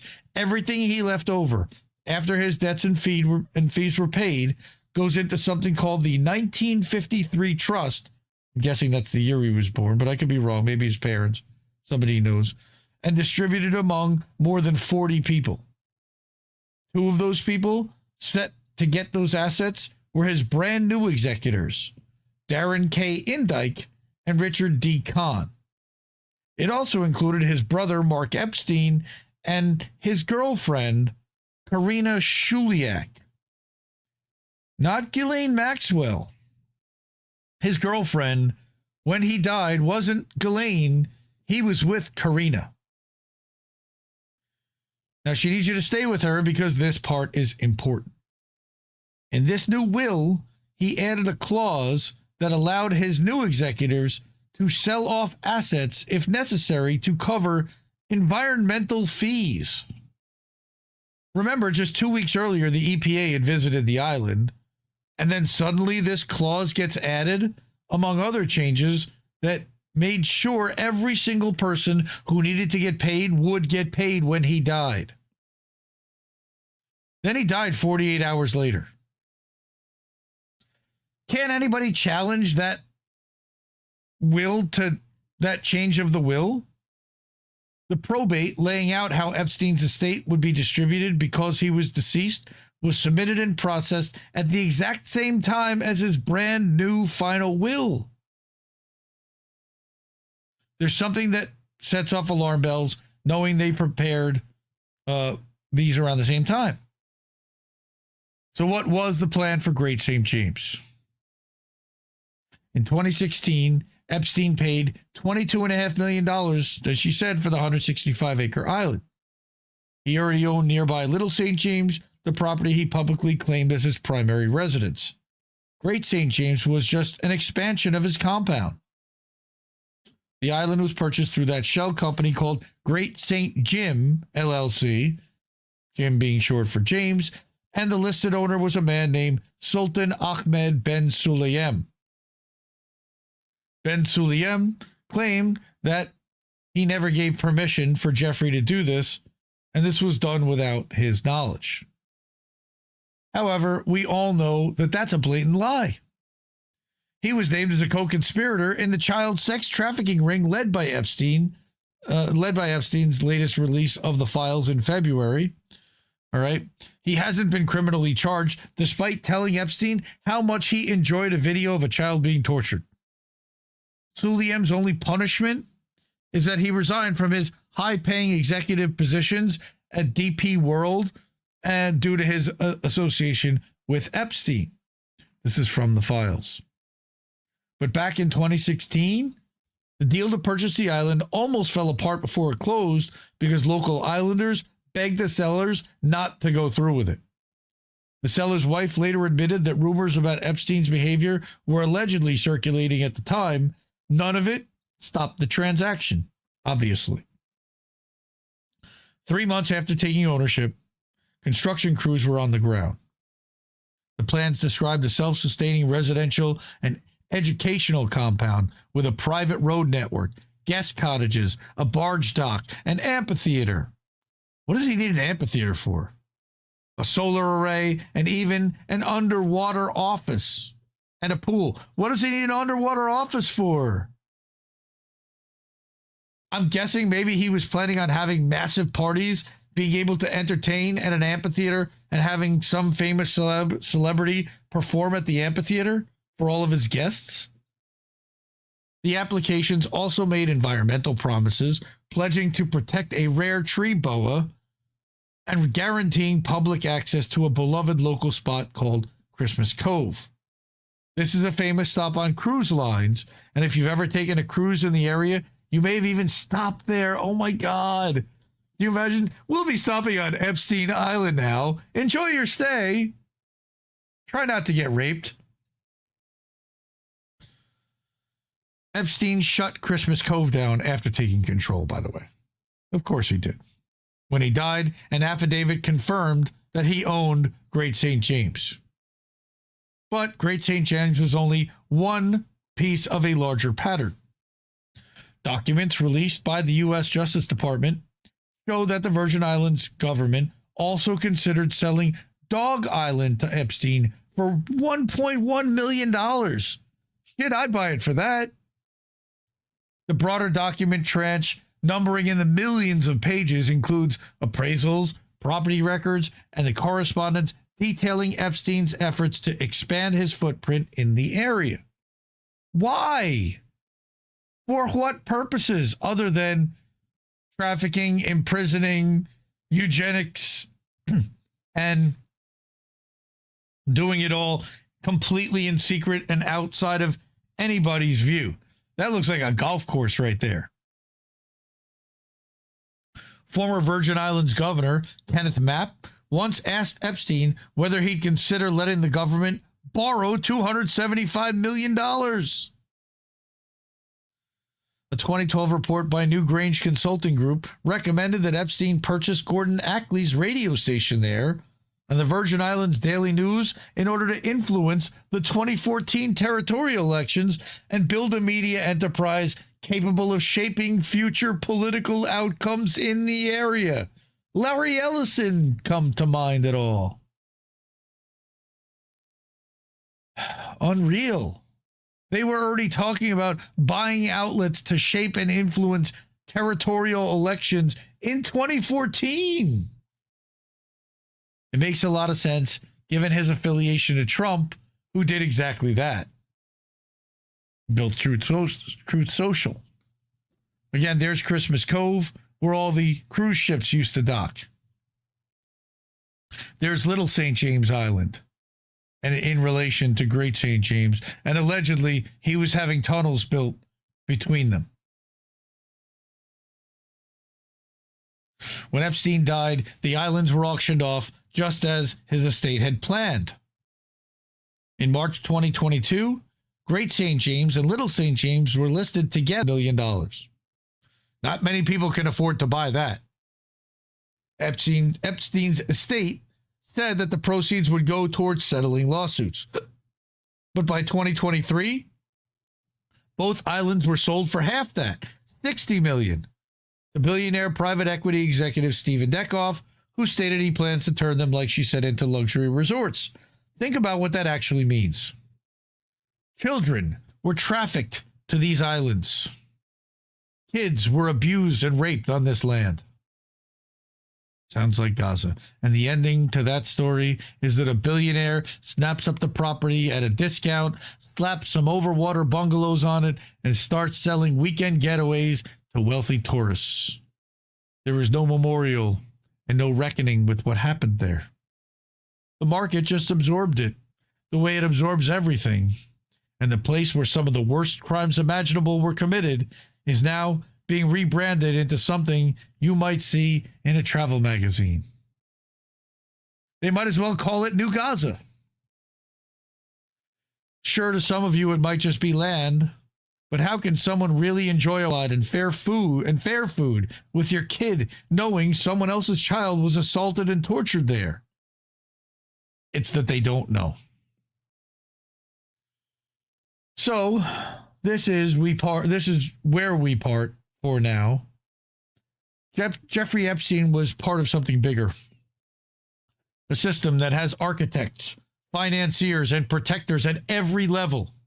And the timeline surrounding his death makes that impossible to ignore and question whether he's actually even dead. The rewritten will, the probate filing, the EPA visit, the environmental change, a clause that added 48 hours before he died, none of that is coincidence, and the islands are only part of the story. What she's laid out here is only a fraction of what she's actually found. There are threads that go much deeper, and she's not done pulling on them. Next up is Zoro Ranch, the property none of the federal agencies ever bothered to investigate before it was sold off to Don Huffines, the one with testimony, with tips about buried bodies, and not a single FBI inquiry to show for it. Of course, our FBI director is too busy partying over in Italy with the hockey team at the Olympics. That's where she's going next, and I think you'll want to follow along for that one. And I agree, you will. And she's actually even published it, and she made a new little logo or banner for her Substack there, which is really nice. DescentInBloom.substack.com. The other article, which again I'm not going to show or read tonight because we got a bunch more to get to. New Mexico wants answers about Zoro Ranch, and here's what they'll find. So if you want to know, by the way, these are all free to read, 100% free. All right.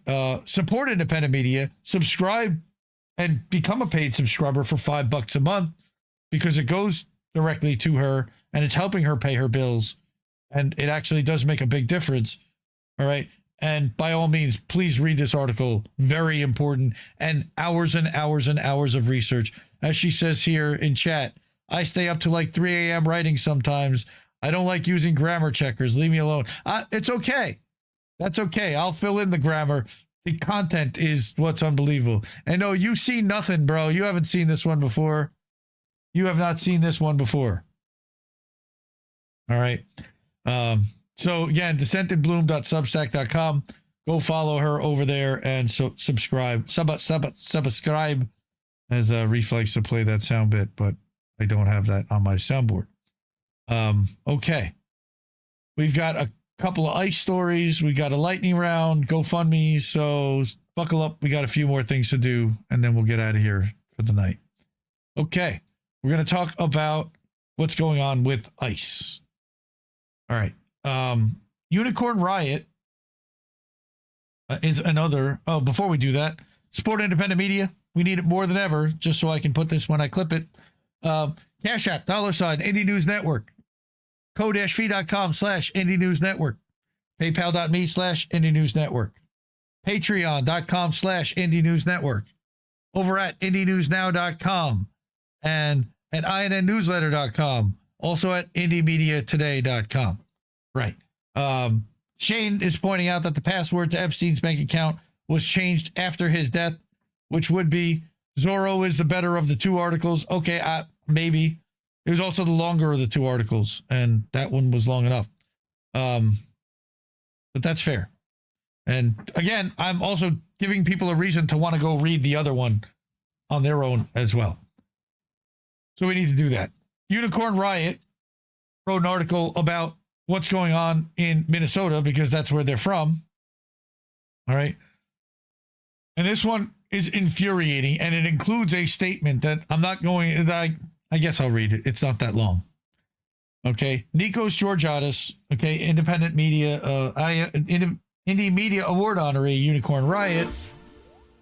Upwards of 206 U.S. citizens have been hauled off the streets into vehicles by mass federal agents conducting Operation Metro Surge over the past 3 months in Minnesota alone, according to legal sources.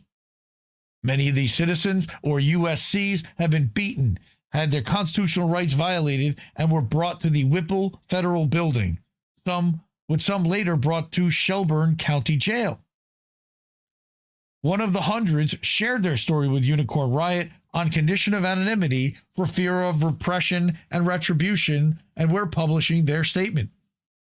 They shared how they were violently detained by ICE near Carmel Mall in South Minneapolis during the infamous incident on December 15th that featured ICE agents dragging a handcuffed woman through the snow and street while getting pelted with snowballs. Because of the large crowd that surrounded two agents, the woman was able to get free. In the anonymous observer statement printed below, they reflected on their experience. They said comparing the treatment they received to the way immigrants were treated within the detention centers illustrates the broader systematic harm faced by immigrants, indigenous people, and communities of color. They urged people not to normalize ICE's presence as it escalates fear, violence, and community disruption. 2 months after their arrest and charges of assaulting a federal agent, their criminal complaint was dismissed with prejudice by U.S. District Judge Donovan Frank because the government failed to file an indictment within 30 days of arrest. They don't care. They just want to detain you, screw with you, and let you go. More than 20 others are facing federal felonies for impeding or similar offenses while observing federal agents. 9 others, including journalist Georgia Fort, are facing charges for a protest at a church where acting St. Paul ICE field director David Easterwood is a pastor.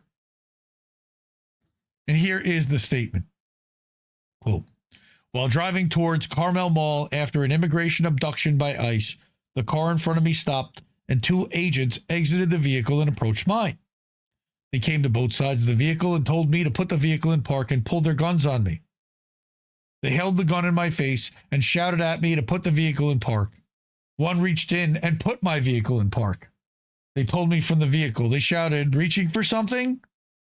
Reaching for something, and continued to shout at me, weapons drawn, then cuffed me and lifted me into their vehicle. Several Minneapolis Police Department officers stood by and watched. I realize now, after the murder of Alex Preddy, that I'm lucky to be alive. One of the 2 ICE agents had gotten OC spray in his eyes at the abduction. He was so deeply affected that he was unable to drive and had to exit the car to switch places with the second officer so that the vehicle could even be driven safely. You drive. I can't see, too much OC. His eyes were watery. He seemed very much on edge, talking fast, worried and anxious. He was crying and wiping his face and whining about the pain it was causing him. As he complained several times over the drive, I said, maybe you shouldn't have sprayed so much then. Eventually, they shackled me to the chair in front of me. As the agents calmed down from this interaction, they read me my Miranda rights. Next to me sat a man whose English was not sufficient to understand the rights being read to him, so I asked if they would be reading him his Miranda rights in Spanish. One agent spoke over the phone to someone saying, we got to go back there. Is everyone out? We drove past 29th and Pillsbury one more time on our way to Whipple. He said over the phone, I got 1 USC and 1 illegal alien, so we got 2 and 2. USC implies U.S. citizen. This seemed to imply there was no in between, or that to ICE, it doesn't matter if someone has an active asylum case, is seeking naturalization, or is on a valid work visa. Regardless of someone's legality of residing and working in the U.S., ICE was applying a binary citizen versus illegal alien At no point prior to booking did they verify anything regarding my documentation or legality to work and reside in the United States. They made assumptions of legal versus illegal based on our clothing, the color of our skin, and our accents. I'm light-skinned, without an accent, and speak English well. And the other detainee was darker-skinned, presumably Latin, and he spoke Spanish better than English.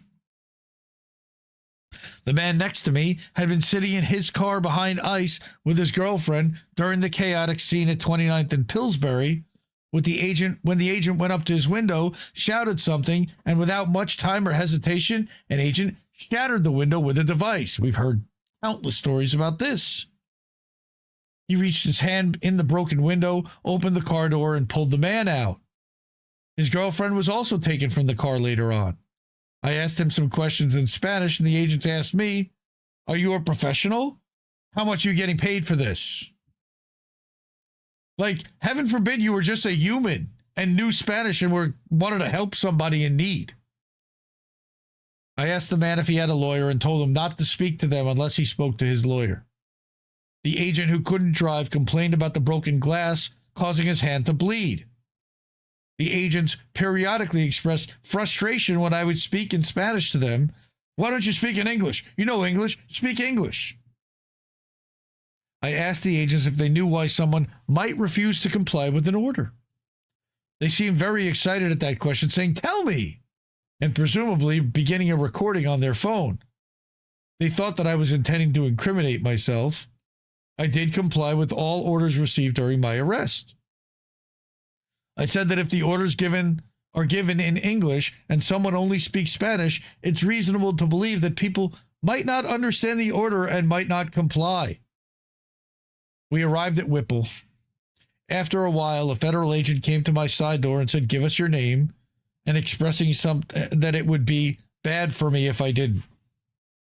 They opened the hatchback so the agent who couldn't drive could get his own OC off himself and wipe his bloody hand. While performing the abductions amid the crowd, they had looked worried and disoriented. Yet as the ICE agents gathered outside the vehicle, they were seen patting each other on the back, offering each other food, laughing and smiling and joking.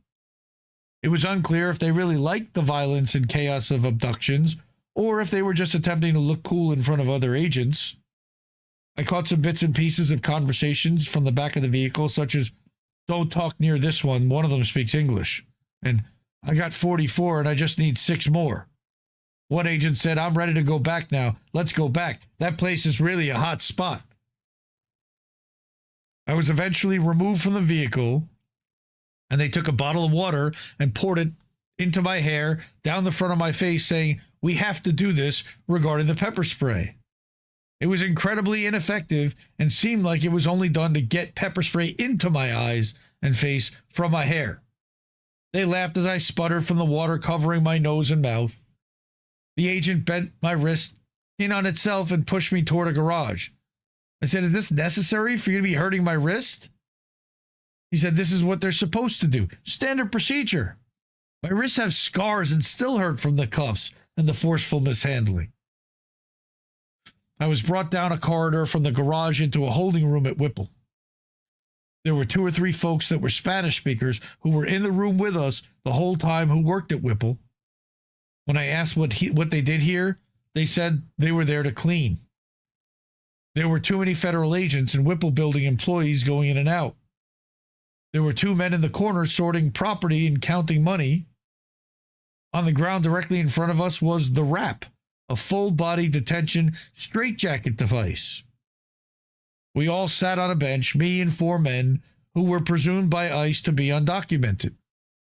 I could tell by the difference in how we were treated. Presumed undocumented people were sort of ignored or disregarded in a way that I wasn't. They were all dark-skinned Latino folks.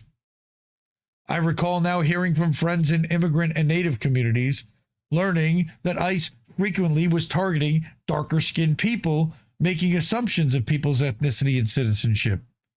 So I began speaking to some of the folks. One had been doing his laundry at the laundromat when he was approached entering his car, and apparently at some point, someone's arm was caught in the car door. He worked as a dishwasher at a restaurant, He said that the ICE agent who arrested him was feo, muy feo, which is ugly. The man who I was in the car with was asking for his girlfriend as we were being segregated by sex. I spoke with one ICE agent who I think did not like that I was asking him why he was doing this job. And I told him that I do things in the community such as feed homeless people and that we treat people right in Minnesota. What happened to Southern hospitality, I asked. I said something about Minnesota nice.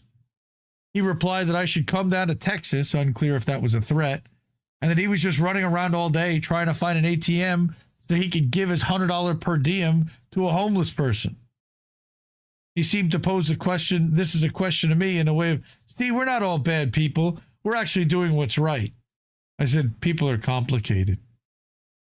I overheard an agent who was struggling to count money talking with an ERO agent in his friend's group chat. I offered to help him count money since he seemed to be having such trouble counting it multiple times. He was lamenting about how the group chat was just supposed to be fun memes and fart jokes and no religion, no politics. She was commiserating with him about the difficulty of facing backlash for working as an immigration agent. He said that one of his friends sent the message and that his wife told him don't even read it. And so I'm not going to read it. He seemed to be implying that the message was something critical of him or the work he was doing, and that seemed to be troubling him. I asked how long this was going to take, and he looked up and joked, hey, you hear that? They're disappointed with the service. You can leave us a review. Fucking assholes. He told the story of another ICE agent who would give detainees a feedback form for evaluation of the detention process, and that he would turn all these forms in periodically as a fun joke to his supervisor. I started to get on his nerves, perhaps, as I was singing something in Spanish. One of the agents said, this is America, why don't you speak English? He also said, you're corny, you know that. And you think they want to hear you singing in Spanish right now? I know exactly what you people sing about. Gringo, Corazon, and all that liberation bullshit. He mentioned being a Buddhist and meditating. I offered some retorts, which I do not recall, perhaps asking him if he feels like he can sleep at night doing his job, abducting people. He approached me and wanting to have a little argument about how it's not an abduction. Ask him if I was compassionate, he said, referring to the dishwasher. Ask him how compassionate I was. I'm compassionate. He seemed to find it funny that the dishwasher was otherwise disposed getting his property receipt and wasn't talking with me, saying, he won't even give you the time of day. He doesn't care about you. You're so corny. Eventually, when the man who worked as a dishwasher had a moment, I asked the question that the agent wanted me to pose to him, and he laughed at the absurdity. I told the agent that he found him ugly, and that sort of ended the conversation. At one point, someone entered the room and said, what's up, guys? And when I replied, ¿Qué pasó? He muttered, disgusting, and left immediately. Some building staff were discussing eating Somali food and other ethnic restaurants in Minneapolis. I said, how could you be talking about trying the food when you're basically working for ICE? They all seemed miffed by that, saying, what are you talking about ICE? We're talking about food. What does ICE have to do with food? Eventually, they came to remove me from the holding area, and the agent who I'd had the extended conversation with shouted over to me that I should try meditation. I told him I have no deeds that I need peace from. I was taken to a holding cell. I was not yet given water, and I'm not sure there was toilet paper, so I asked repeatedly for water, a lawyer, and toilet paper, and or an understanding of how much time it would be before water and toilet paper would be given. I was still covered in pepper spray, and I couldn't touch my hair or my eyes. The building staff and or ICE agents threatened me with being placed in a padded room if I didn't cease asking for a lawyer. I was singing a lot and making trumpet noises to pass the time and persisted in being a nuisance until my needs were met. I sang Joseph's Close Every Door and Phantom's Let Me Be Your Shelter and Music of the Night and Aladdin's A Whole New World. My captors would periodically tell me to shut up and that someone would come on an indefinite timeline. Someone would come on an indefinite timeline when they get here. Eventually, they stopped answering my questions over the comm box. Someone pushed the door closed despite my foot being in the doorway. I'm not sure how much time passed. As Homeland Security Investigations agent came to my door, all right, and said that they would like to interview me. I refused the interview and said I would like to speak with a lawyer now. They said that not now, but later, and returned me to the cell. All right. Eventually, Homeland Security returned, and I was able to get on the phone with someone. Hours later, without warning or explanation, I was taken from the holding cell, and 2 Homeland Security agents transported me in a vehicle to Sherburne County. That's the jail. They didn't let me out to pee, and I had no knowledge I was about to take an hour-long drive, so I peed in their vehicle while awaiting entrance to Sherburne. The Homeland Security agents conferred me into the custody of Sherburne County and told me they would come back to pick me up in the morning. When they heard what medications I required, they assumed I was trans and asked me if I wanted a woman to pat me down. I said that I just didn't want them to grope me and to use the back of the hand. I don't think they understood what I meant, as they proceeded to pat me down open-palmed, running their hands across my chest. Women are usually patted down with the backside of the hand. I was put in a new holding cell. I sang lots of songs, and I could hear the folks in other cells singing with me. Okay, at one point I said I would take requests, and a detainee asked for Grenade by Bruno Mars. I sang Grenade and I'm gonna leave the door open, which was apt considering it was coincided with a nurse opening my door to check vitals. Lion King's I Just Can't Wait to Be Free, and my fellow inmates sang along to Change Is Gonna Come by Sam Cooke. The pepper spray was becoming quite painful. Officers at Sherburne were slightly more attentive when I needed water, etc. I was given a bologna sandwich, which I can't eat. I was strip searched and told to show my armpits and turn and cough with my bare ass bared naked by male COs. All right, that's corrections officers. I asked for a shower several times and was denied.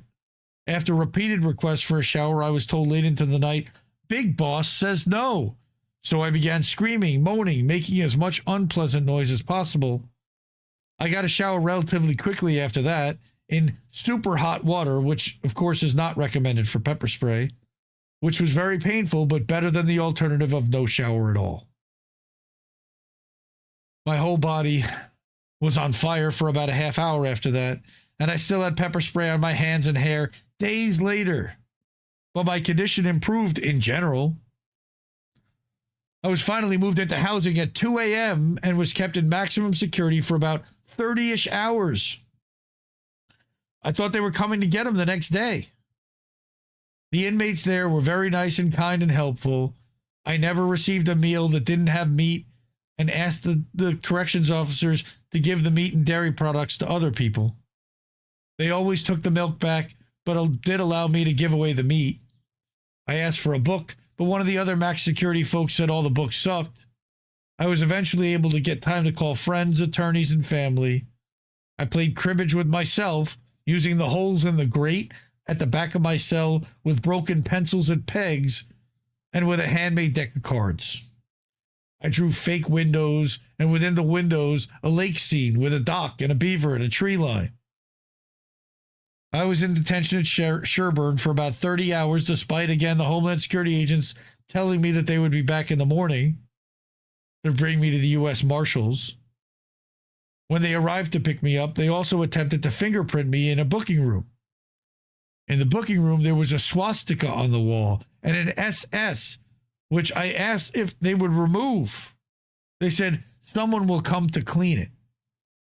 When I received a wipe to clean my hands for the fingerprinting ink, I used it to clean the hate symbols off the wall. I told them I would bill them later for the cleaning. This time, before leaving, they took care to ask if I needed to use the restroom. They then transferred me to the custody of U.S. Marshals. I was fingerprinted 2 to 3 more times, photographed 2 to 3 more times, and body scanned once over the course of my experience. I was released a few hours later. While in holding at the U.S. Marshals, I made conversation with a man from Red Lake who said that ICE had been active on the reservation abducting natives. I write this now knowing that 3 Lakota men had been detained indefinitely by ICE, merely for being brown, unhoused, and like many folks unhoused, lacking readily documentation and legal records.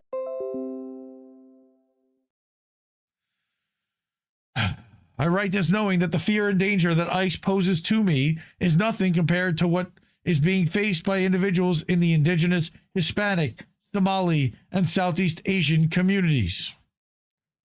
I write this in the wake of the murders of Keith Porter and Victor Manuel Diaz, Silverio Villegas Gonzalez, and many others. I write this in the wake of the murder of Renee Good by Jonathan Ross, despite her attempt to escape, despite the fact that she posed no threat. After he shot her, he called her a fucking bitch. She's been branded a domestic terrorist by the head of DHS, much like I'm sure they will brand me and other legal observers. Much like they branded Alex Preddy. Much like they brand the entire trans community as being, quote, narcissistic, violent extremists. I write this hoping you understand ICE for what it is, an existential threat to our way of life. ICE rips families apart and irreparably damages the fabric of the immigrant communities that make America great. The front doors of businesses are locked. The public gatherings and dances in our immigrant communities have ceased or occur in secret. Children are being sent off to Texas. And the taco trucks have disappeared from Lake Street. ICE agents will shoot our press, tase and pepper spray observers, and shoot unarmed observers like Renee, like Preddy, like me. ICE agents say, haven't you learned? Implying that non-compliance is reason enough for execution. If you read this far, I would hope that you would share this account with anyone who supports ICE, with anyone who believes we should just weather the storm or is losing faith. Too often, people's belief in good, our government, leads them to believe that no one could be this cruel. Things could not be this bad, that they're just going after the bad ones, or negative opinions, or just propaganda for the other side. The racism and cruelty are overtly evident to anyone detained or in the streets observing ICE. The intent to intimidate and instigate is overwhelmingly clear. The criticism of ICE agents affects them. Talking about these things with your friends and coworkers helps to combat its normalization. This is not normal. Whether you allow ICE to come into your businesses, your communities, your hotels, your friend groups, will affect the course of history. Don't let them sleep at our hotels, use our bathrooms, fill up their vehicles with our gas, or eat at our restaurants. Because where ICE is welcome, others are not. I hope we all can work together, grab our whistles, and stick up for our neighbors and our rights before they disappear. Again, this is a statement from a U.S. citizen who was arrested by federal agents while observing a violent federal operation in South Minneapolis. The citizen was held for multiple days in federal custody and on February 17th had their felony assault on a federal agent charge dropped by a judge. The views and opinions expressed in this statement don't necessarily represent those of Unicorn Riot. And again, this is the abduction in question where they ripped this lady out of her car. They pointed guns at people. I believe that we actually showed this video, if I remember correctly, at Pillsbury and 29th, which you can clearly see the sign. Oh, there's the video from the arrest. Let's watch that. 37 seconds.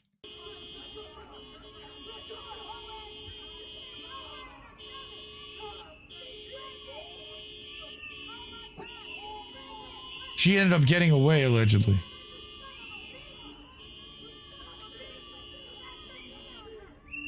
I don't see how. They're kneeling on her back.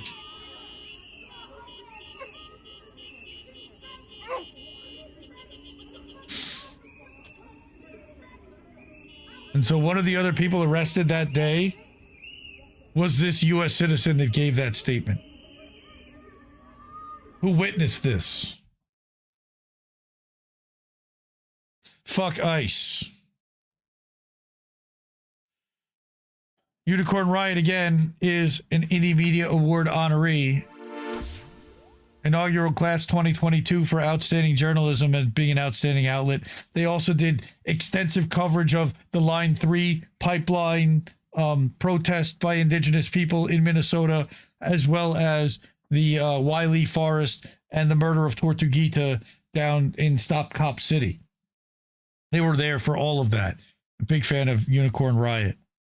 There were two other ICE items, one of which, continue without disabling, is that this is somewhat nearby my home, but I learned about this. This is just 49 seconds. They will be very well-structured detention facilities meeting our regular detention standards. So what's happening is that in Roxbury, New Jersey, ICE bought a warehouse that all of the town is opposed to. And they're going ahead with the purchase and building it anyway. They don't care. It should not come as news that ICE will be making arrests in states across the U.S. and is actively working to expand detention space. ICE also says the facility and its construction are expected to bring 1,300 jobs to that area and would contribute $161 million to the local economy. Meanwhile, the Roxbury mayor, Sean Patillo, put out this statement. Let us be clear, Roxbury Township will not passively accept this outcome. The Township Council and our legal team have been preparing to pursue all available legal remedies. Damn straight. And then you've got statements from other representatives. ICE told the public that it had not purchased a warehouse in Roxbury, and now we learn from the town's mayor and council that the agency has closed on the property and will move forward with a detention warehouse for up to 1,500 people. I hope I don't end up there someday. That kind of bait and switch is unacceptable, especially when it involves policing an ICE detention center in a residential community without any community input. Again, that's Frank Pallone Jr. His dad was also a representative. And then we had a Robert Menendez Jr. His father famously was the disgraced senator. All right, DHS and ICE have repeatedly and maliciously lied to the American public while they continue to relentlessly attack our communities. But we will never relent in our fight for justice and for our neighbors. Again, all these guys are Democrats. Remember, the Democrats also overfunded ICE. So, fuck these guys. All right. Third thing about ICE, and this is a longer article that I'm not going to read tonight because we're already after midnight, but I want everybody to go and take a look at over at Indie Media Award honoree Left Voice. All right. Samuel Carlin, no relation to George, it's Carlin with a K. Don't let the Democrats co-opt the movement against ICE again. All right. Now, this is important. Now, these guys, again, we're anti-duopoly here. We're against all of that.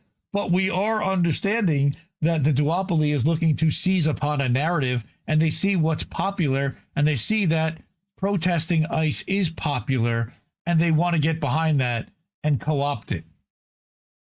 So what Sam says here is, in response to growing outrage over Trump's war on immigrants, Democrats are now refusing to fund DHS unless ICE is reformed. It should be abolished. Recent history demonstrates why the Democrats' maneuvering is a dead end for those who want to abolish ICE. All right, so read this article. It's actually a really good one. Not too short, not too long, but again, we're running a little bit long tonight. And again, Left Voice is another Indie Media Award honoree from back in 2022, inaugural class for being an outstanding outlet. They're part of La Izquierda Diario and that whole network, and all of their links again are here at indiemediaawards.substack.com. So fuck ICE. That statement was really heartbreaking. And remember, that's how they treated an American citizen who was just observing, who apparently was also trans and maybe light-skinned but still Latino and spoke Spanish and could communicate with the people in the facility. Shout out to them. Thank you for what you're doing. Is it okay? Yeah, we're still live. Okay. I'm sorry for the dropping of streams. I don't know what the hell's going on tonight. This is crazy. I haven't seen it like this in months and months and months. All right. Support independent media because we need it more than ever. We're going to do a lightning round real quick. But before we do that, Cash App, $, Indie News Network. ko-fi.com, ko-fi.com/Indie News Network, paypal.me/Indie News Network, Patreon. We also have patreon.com/Indie News Network. I saw somebody complain, a creator, that they got their Patreon, their Patreon was shut down out of nowhere. So they were being sought by Rumble to, hey, build over here. They can't publish over at Rumble. I mean, you can, I guess, over at Locals, but nobody's really reading over there. Yeah. So also website, IndieNewsNow.com, aggregator with over 100 sources, ad-free, 24/7. Also, you can leave a tip for the network and for me. ADMediaToday.com. That's my Substack. We're live over there right now. Hi to everybody live watching over there. Beth Tracy just joined. Tempe just joined a little while ago. Hello and welcome to Indie News Now Live. We're still going to talk about a couple of quick stories where I'm just going to show you the headline and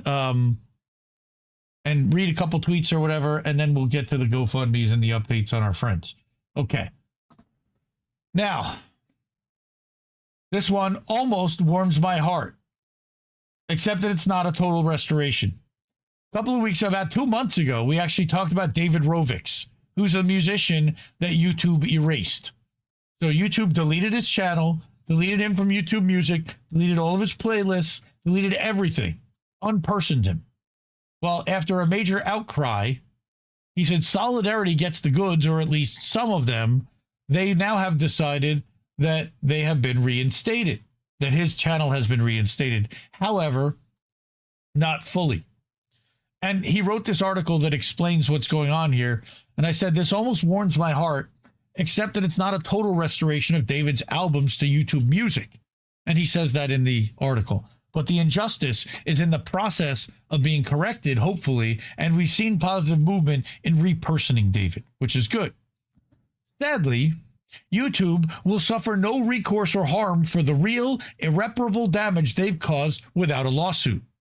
They just get to say, my bad, bro, and everyone moves on, because this happened 2 months ago from the December 16th episode of Indie News Now Live. I mean, we did it on this show during the lightning round. We talked about Richard Medhurst being sanctioned, all right, having his charges dropped in the UK, and then about David Rovics being silenced by YouTube. Then a couple of weeks ago, I said the school bully just beat up an unassuming student who was only trying to help others. We need to find a way to make YouTube pay for doing stuff like this. Otherwise, they're going to continue to do it. I talked about this again, about a month ago. Keep pressing.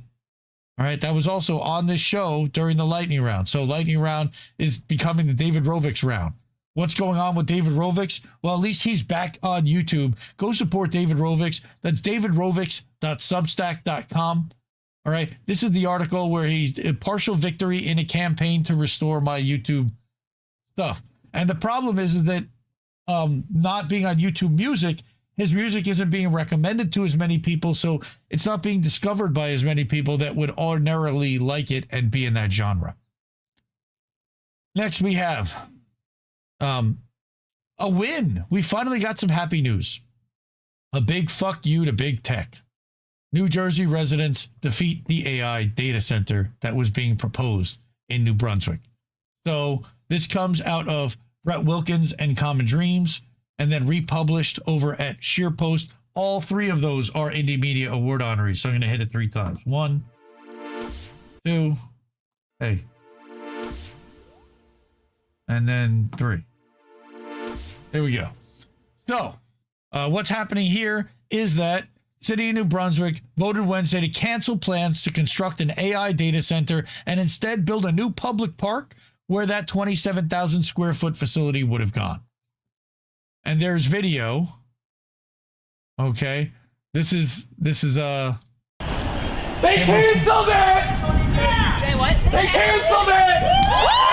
This is everybody celebrating outside the town meeting when it got canceled.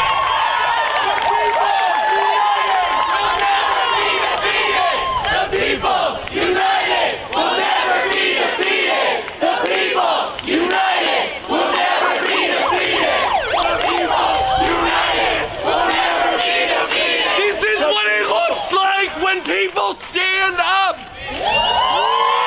are going to be fighting against data centers everywhere in New Jersey. Each and every one of you again. And we say a big fuck you to big tech. We say a big fuck you to private equity. And it's time to build communities, not data centers. We're here today because there's a proposed data center popping up here in New Brunswick. There are hundreds of concerned residents showing up. People are fired up. They do not want big tech in their community. They do not want these data centers popping up in black and brown majority neighborhoods. It is done like that for a reason. These billionaires and financiers at AMZAC Capital Management know exactly what they're doing because they are doing it everywhere. So we are asking the city council tonight to do the fucking right thing and stop this data center from moving forward. No! Data center! No! Data center! No! Data center! Energy rates have gone up by 20 to 30%. 70% of that is being caused by data centers built in the PJM region, okay? Water bills, right? New Brunswick residents know water bills doubled in 2025 to handle the infrastructure. It's gonna go up another $10 on water and sewer this year. So this project is gonna raise bills for your energy and for your water. We fired up? Hell yeah. People united will never be defeated. The people united will never be defeated. Nitro. Doc Nitro, good for you. Welcome to the stream. All right, following the council meeting, Jubilant residents celebrated the data center's cancellation. All right, we say a big fuck you to big tech. I fucking love Ben Zobiak. All right, hero. I want to have that guy on. I want to talk to him. He's as loud as can be, and he's filthy, and I love it. And fuck it. And I love him using the word fuck out there and screaming it. Again, as I mentioned before, Indie Media Award honorees over Brett Wilkins, who wrote the article, okay, for Common Dreams, that is also an outlet that does outstanding work, though they do simp for Democrats at times, and they are hopeful that AOC and the squad will still be good, and I can't believe that, but I guess that's where their audience is. And then, of course, SheerPost is also an outstanding outlet. Both of them were first ballot Hall of Fame class of 2022. Actually, all three of them from 2022. All right. Finally, we've got another anti-war Dave DeCamp article, which is that why are we still bombing Somalia? All right. 36th airstrike of the year on Somalia on February 19th. Why? It makes no sense. AFRICOM said in a press release Friday night that its forces launched another airstrike in Somalia as the Trump admin continues its record-breaking bombing campaign in the country. They're not even using justification. They literally offer no other details about the strike. And there have been no statements from the U.S.-backed Somali government about military operations in the area that day. Like, this is being used, in my opinion, to then justify war against Somalia and targeting Somalians here and war against Somalia because they're going to want Somalia and Somaliland, quote unquote, to take the remaining Palestinians that they have not murdered or displaced. And that's the goal. And people in Somaliland have already agreed to do that. So go follow Dave DeCamp over at antiwar.com. News.antiwar.com is where all of his stuff is. Again, here's Dave's card. Again, he was a 2022 honoree. Actually, I think he was 23. Class of 23. And again, there's a podcast, his podcast, and he's got a daily YouTube show called Anti-War News with Dave DeCamp. That's also on Rumble. That's also on Odyssey. That's also on Substack. Go follow Dave DeCamp at Anti-War. There he is on Spotify. And there's all the stuff at antiwar.com. All right. That was our lightning round. I know we're running long. Support independent media. We need it more than ever. You know the ways to do it. Cash App, Ko-fi, PayPal, Patreon, over at Substacks, and at website IndieNewsNow.com. see them all up there on screen. Anything you can do to support and help us pay the bills, keep the lights on, really appreciate. All right. Impressive guy. Yes, Dave DeCamp is an impressive guy. Impressive as hell. Okay, finally, we're going to get to our GoFundMes. And we talk about our friends in need all the time, every week. We use our platform every week to showcase GoFundMes from people that could use some help. We've been talking about Shanda Masta now for 18 months since she was diagnosed with small cell lung cancer. She's gone through 3 rounds of treatment, including 78 zaps to the head on her latest radiation experimental through Fred Hutch in Seattle. Thank you so much to Amber King for taking such good care of her. On February 22nd, just 3 days ago, she finally made it home after 2 months of hospital stays. That's a good thing, a very good thing. And I also wanted to mention this video, and I'll pause this for a second. We'll play it. She says, "Bang the gong. Wow, what a year it's already been." And she's got a whole health update here, okay, about how she's now rung the bell and she's done with her treatment. Started a new immunotherapy treatment. Again, you can read the whole thing. I'm not going to go through and read it. It's a little long, but I want to play her ringing the gong, which is what cancer patients do after they finish their treatments and they've completed that milestone. I'm proud of her and I love her. Just fuck cancer. 87 times on the radiation table. 87.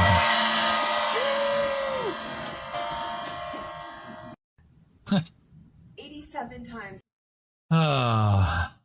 Fuck cancer, man. So Shanda's GoFundMe is here. She's up to almost 10,000. Their goal is 18,000. Anything you can do to support her, we really appreciate. She's 51 years old. It saddens me and frightens me that someone this young could get this. Remember, this is our friend Shanda from 2023, Roar Media, Beauty and the Boomer, Trailer Park Pundit, to hell and back. I mean, she's been alongside us for years, and we want to make sure she stays alongside us for years. And we've been fighting alongside her, and she needs money to help live and continue to pay the bills while she gets healthy and gets treatment and hopefully gets a little bit better and learns to live with this. So again, Shanda Masta. This is IndieMediaAwards.substack.com. But again, I dropped her GoFundMe link in the chat for everyone that if you can give a couple bucks, she could really use it. Sadly, she's not the only one. Also in the chat tonight is Cowboy Kitty. His sister-in-law last summer was stopped, a routine traffic stop for registration check by cops, and ended up in an ICE detention facility and is still there to this day. And it's really heartbreaking and it's a waste. Like, what was she doing in there? She wasn't hurting anybody. She could have been productive and earning while going through all of this. But no, they had to lock her up. Punishment is the process, and the state is getting money and ICE is getting money from the government to keep her locked up. They have scheduled. They ruled that she should be deported. She's appealing that ruling. She's locked up pending appeal. The appeal was supposed to be on Friday. It then was postponed until Monday. Again, I'm still waiting to hear if Cowboy Kitty is here in the chat and he can share with us what the latest is from the ICE hearing. Chris H., from what you hear, ICE agents are still not done in Minnesota. Correct, as from what I've heard too. All right. It's really frustrating that we can't get due process. Oh, and here we go, Cowboy Kitty. I don't even know what's going on right now. So that's, again, there was supposed to be a hearing postponed that was from Friday until Monday, and we're still waiting for word to find out if she's even still here or was put on a plane. I'm guessing that they would tell somebody if they put her on a plane and send her back to Ukraine. But sometimes we don't find out until they're already back there and they're able to then contact their family here. So fuck ICE for that too. All right. And then, so that is Natalia's GoFundMe. She's over 2,200. So thank you to everyone who's been able to support and throw a couple of bucks their way. You know, it's been really hard. I'm sure while she's locked up in order to pay bills, and I know they used a little bit of money to pay a lawyer, and they used some money to pay to take care of her daughter, who I think is in high school. And then we've got Justice for Aspen. We've been talking about Justice for Aspen for too long as well. We did a fundraiser live stream for her in October after Dissent and Bloom wrote a beautiful article detailing exactly what happened to Aspen. That's right here. She was starved, neglected, and degraded. She held her humanity. In a lot of cases, in a lot of ways, there's a lot of similarities and parallels to this American citizen that was detained in the Whipple building in Minnesota by ICE as to how they were treated. And we don't want to see Aspen. Aspen is facing decades in prison potentially for being in the wrong place at the wrong time. She was a passenger in a vehicle that was stopped. It was pulled over. Cops searched the vehicle, found massive quantities of drugs to the level that they could charge everyone in the vehicle with drug trafficking, completely unbeknownst to her that there was anything in the vehicle or that the person driving it was a trafficker. And the person driving it had told the cops she doesn't know anything, you know, let her go, whatever. They weren't going to do that. She was already in jail 15 days. Her mother raised bail. We've already helped raise some money, a little over $12,000, but we now need to raise that to another level. And she's going to need tens of thousands more for experts and lawyers and rent while all this is happening, because of course she can't work. She was trying to go to school for criminal justice.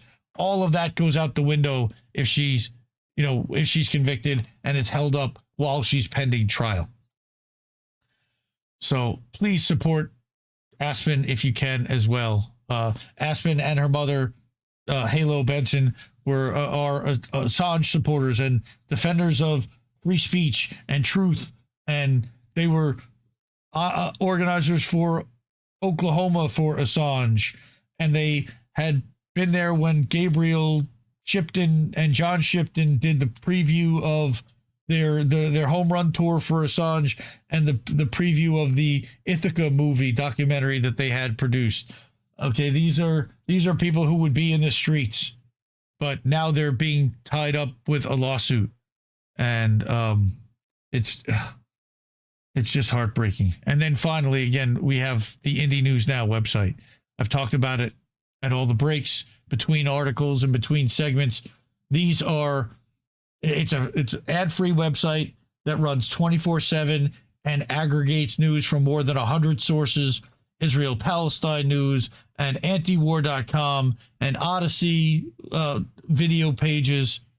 Okay, and then we got Caitlin Johnstone and The Dissident and Left Voice and my friend A Skeptic and, like I said, antiwar.com, Chris Hedges articles, and all of these link to the original. All right, we're not actually trying to capture the content and keep you here. We want to actually get you to the best content out there and give them the traffic so that you subscribe to their sites and support their sources. But while you're here, pick up some merch. We've got a link to merch. I'm actually wearing an Indie News Now live t-shirt that I got sent to me by the wonderful members at our Big Frog store. And I'm going to show you where that shirt is, down towards the bottom.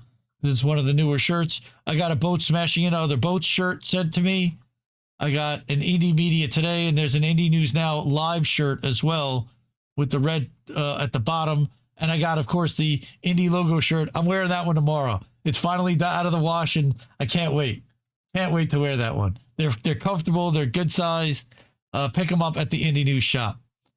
Yeah, we support independent media, because who else is giving you these stories from these angles and reading these witness statements? Not enough of us. All right, Cowboy Kitty. All right, thank you. We appreciate it so much. It was $1,100 for the appeal, $700 to her daughter, $200 on Friday, holding on to the rest till we know what's happening. That's, understand, man. Look, this is for you to do with what you need to do with for her and for them. Thank you for organizing it and for being a voice for her, because otherwise she's got nobody. And think about the number of people that are sitting in facilities that don't have a cowboy kitty that's going on a YouTube show in the chat and talking about it and getting people to write articles and help raise money about it. Because Dissent and Bloom also wrote a beautiful article about Natalia's story. All right, man. I'm a little wiped out. This has been a long night. I appreciate everybody bearing with us through all the dropped streams and through all the difficult articles that we read. I love you all, and this is why I do it, is because I create the media I think that we want to see. So please share this if you agree, and tell more people about it. And like I say every week, support independent media because we need it more than ever. No! We just fucking lost the stream!